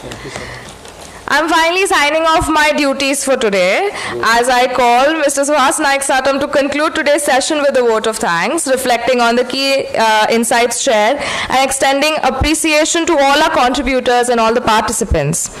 Mr. Naik Satam is a distinguished science communicator with over 30 years of experience in astronomy education and public outreach. He now serves as the chairman for Implementation Committee at the National Center for Science Communicators.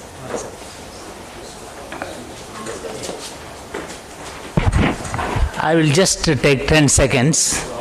This morning when you are looking at the presenters and panelists here, 7 people, 6 of us were wearing spectacles, correcting our vision. And DESHMUKH was the only person who never wore a pair of spectacles. Oh my.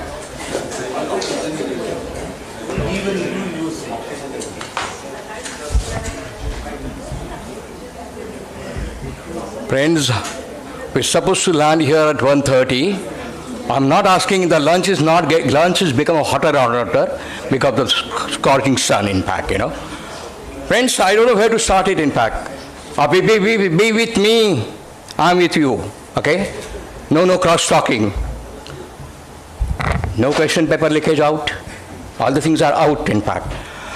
Friend, I don't know where to start it, in fact. Like I'm like a studious person, I wrote of thank. I don't know where I kept that paper. Anybody has that paper with you? Otherwise, you have to bear with me. Okay? This program, anybody knows when was this program was decided? This program was decided 13.8 billion years ago, when the universe came to existence. And when I decided, when I received the copy of this book on 9th of March 2025. This book was launched 9th of May in 2024. Just roll yourself in back, On 24th of March, I happened to meet Dr. Pandit at the ICT with something different. And while deciding, we decided, why not take a decision to reveal this particular secrets of Dr. DESHMUKH differently. I don't know if you heard about National Center for Science Communicator. Okay, our USP, the person who will complete 80 years of their existence will get them on the things, try to reveal them differently. Okay, one point in time we realized that we launched exactly in 2006 when Professor Yashwal completed 8 years, 26th of November 2026. We had a felicitation to him, followed by the conference, except the felicitation. Okay? Then we realized that, like to reach the 8 years become difficult. We low down, become 75. Okay, when Dr. Kakorkar completed 75 years, we felicited him, in fact, And now we have low down again more than that, in fact. Now today is the 60th birthday. Tomorrow is going to be 60th birthday of Dr. Sanjay Deshmukh, in fact. Sir, where are you? Thank you so much for giving this kind of opportunity. We are not opportunists, in fact, but thank you for giving it through this book only. Envisioning India, in fact. What more do you require it, in fact? 2047, I don't know whether I'll be there. Okay? But I can see that some of the promising faces over here, they will definitely there. They will have different celebration. As I said to you earlier, when country come to existence in 2047, 1947, I was not there. Okay? But when the country celebrated 75 years of their existence, we were there, in fact. And I think we are emerged as a warrior. Are you with me? We are emerged as a warrior. How? We fought the war. What war? Cody. Which one is that? We fought a war. Not China war. Not Pakistan war. COVID war. And we emerged as a winner, like warrior here, in fact. That's the reason we are here. Can you kindly give me the clap? Why are you so confused? And that's the reason we are here, in fact. And as I said to you, I must disclose to you before this thing, that today's food is Amras Puri. Okay? I can see the smiles on the people's faces, but I realize you don't require Amras Puri, but the Amras and Puris were served and means so delicious. I don't think everybody don't require any, palate. It's already full, in fact, But still, in conference, what is important is the kit, middle, and the lunch. Unless lunch is there, we cannot consider the conference is over. Friends, I said to you, sir took 1 year to write a book, and we took how many days? 21 days to formulate this, to conceive this particular program, and we are here with you, in fact. Well, I don't know how list of kind of things. People who are here.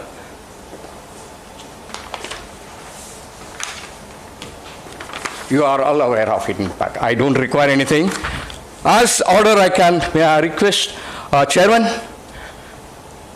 Sir, being a Host Institute Chairman, sir, yourself, you have to felicitate this. Yes, sir. May I request Bhishma Pitama, Professor M.M. Sharma, to get felicitated.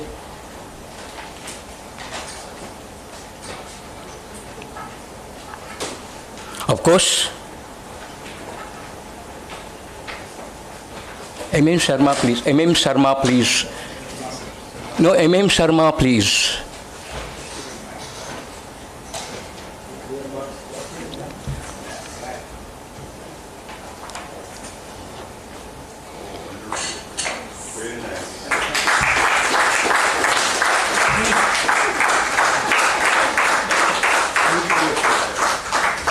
May I request?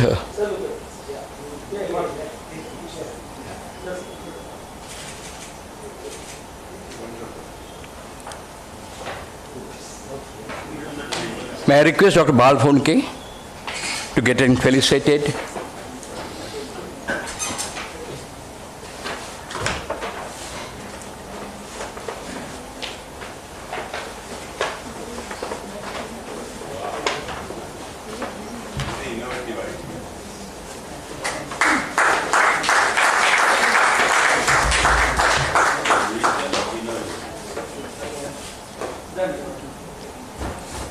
Dr. Vijitha Shetty, please.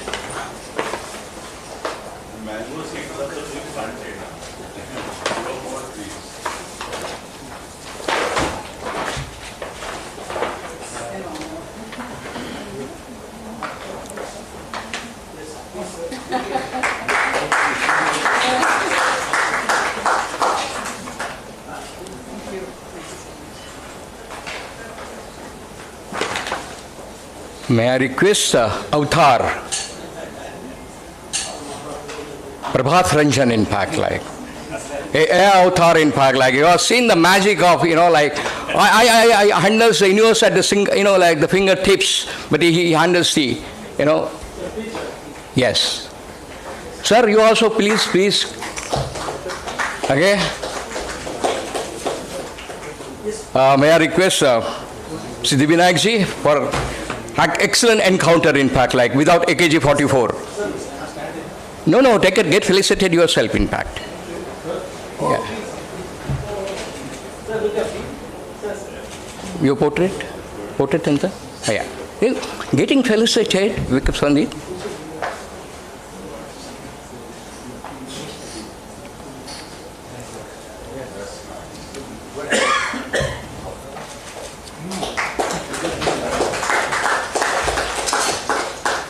May I request Mithila to come on this thing and get felicitated?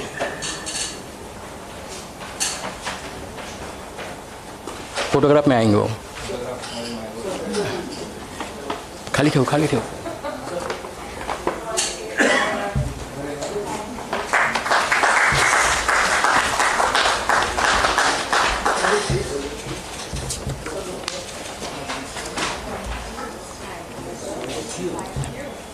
So friends, like, yes, yeah, Pandit, no, he said, I don't want.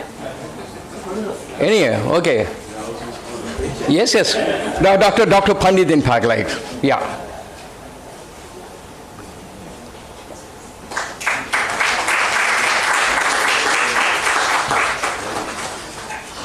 Princess, bear with me another 2 minutes, 30 seconds, okay?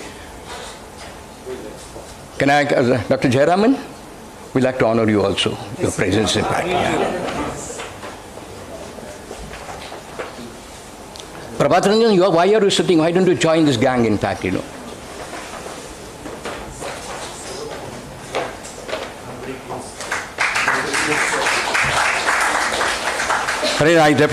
want to go on and on kind of thing because मैं आ रहा हूँ यार, ठहरो ना.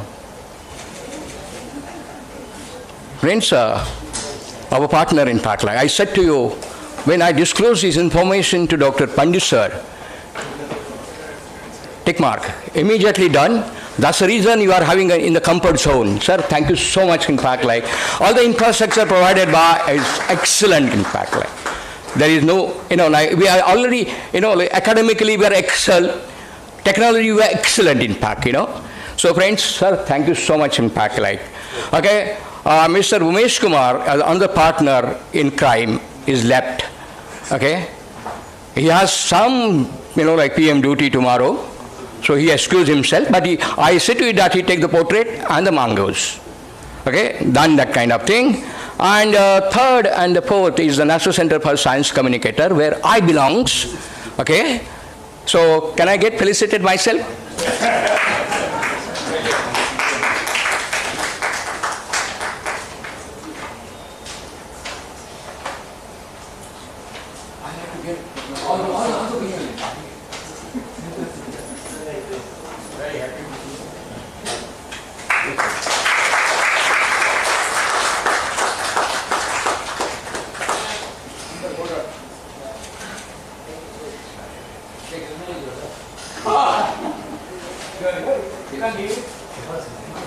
I know.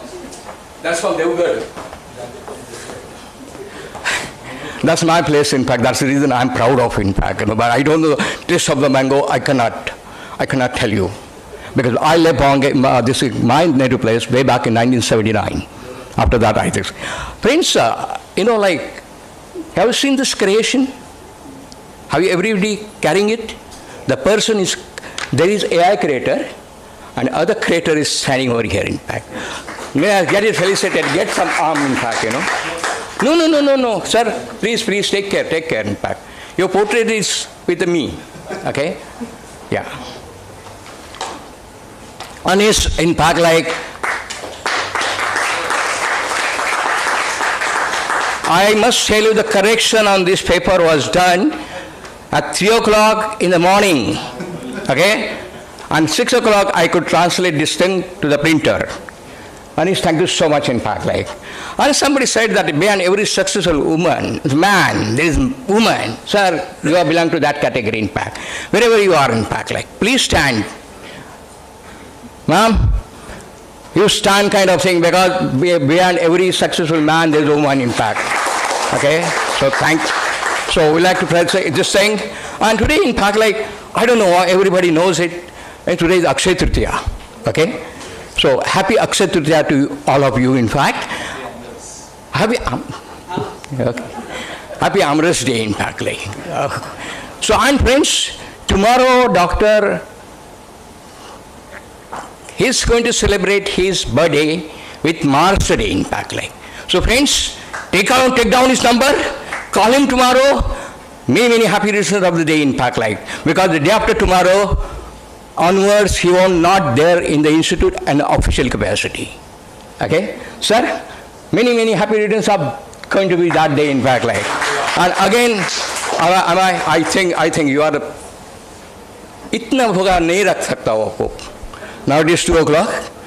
And I said to you, the flight started 9:30 in the morning. A lot of captains steering at the head, and we reached the destination slightly ahead of time, in fact, I know I can make you more hungry, so we can give justice to the food, in fact. And I'm going to thank the caterer, Mr. Shetty, in fact, okay, for providing. It's going to be a delicious taste. I already tasted it. Not today, yesterday. Okay. So friends, with this note, I'll like to say, thank you so much. You are the greatest audience in the world, in fact. If I require, I'll come back to you. Thank you so much. And making us this day memorable for us, that's National Center of Science communicators. So now I am hungry. Thank you so much. Anybody I left? Anybody I left? Anybody? Can you raise your hand? Okay, nobody, in fact. So thank you so much.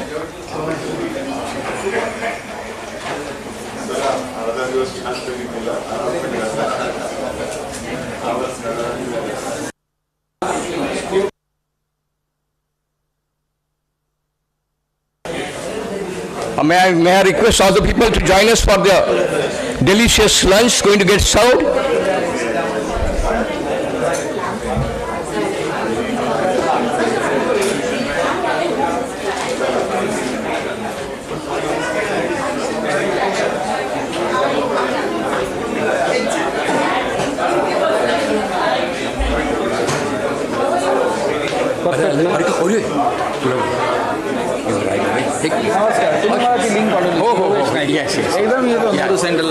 So friends, I'm extremely sorry here.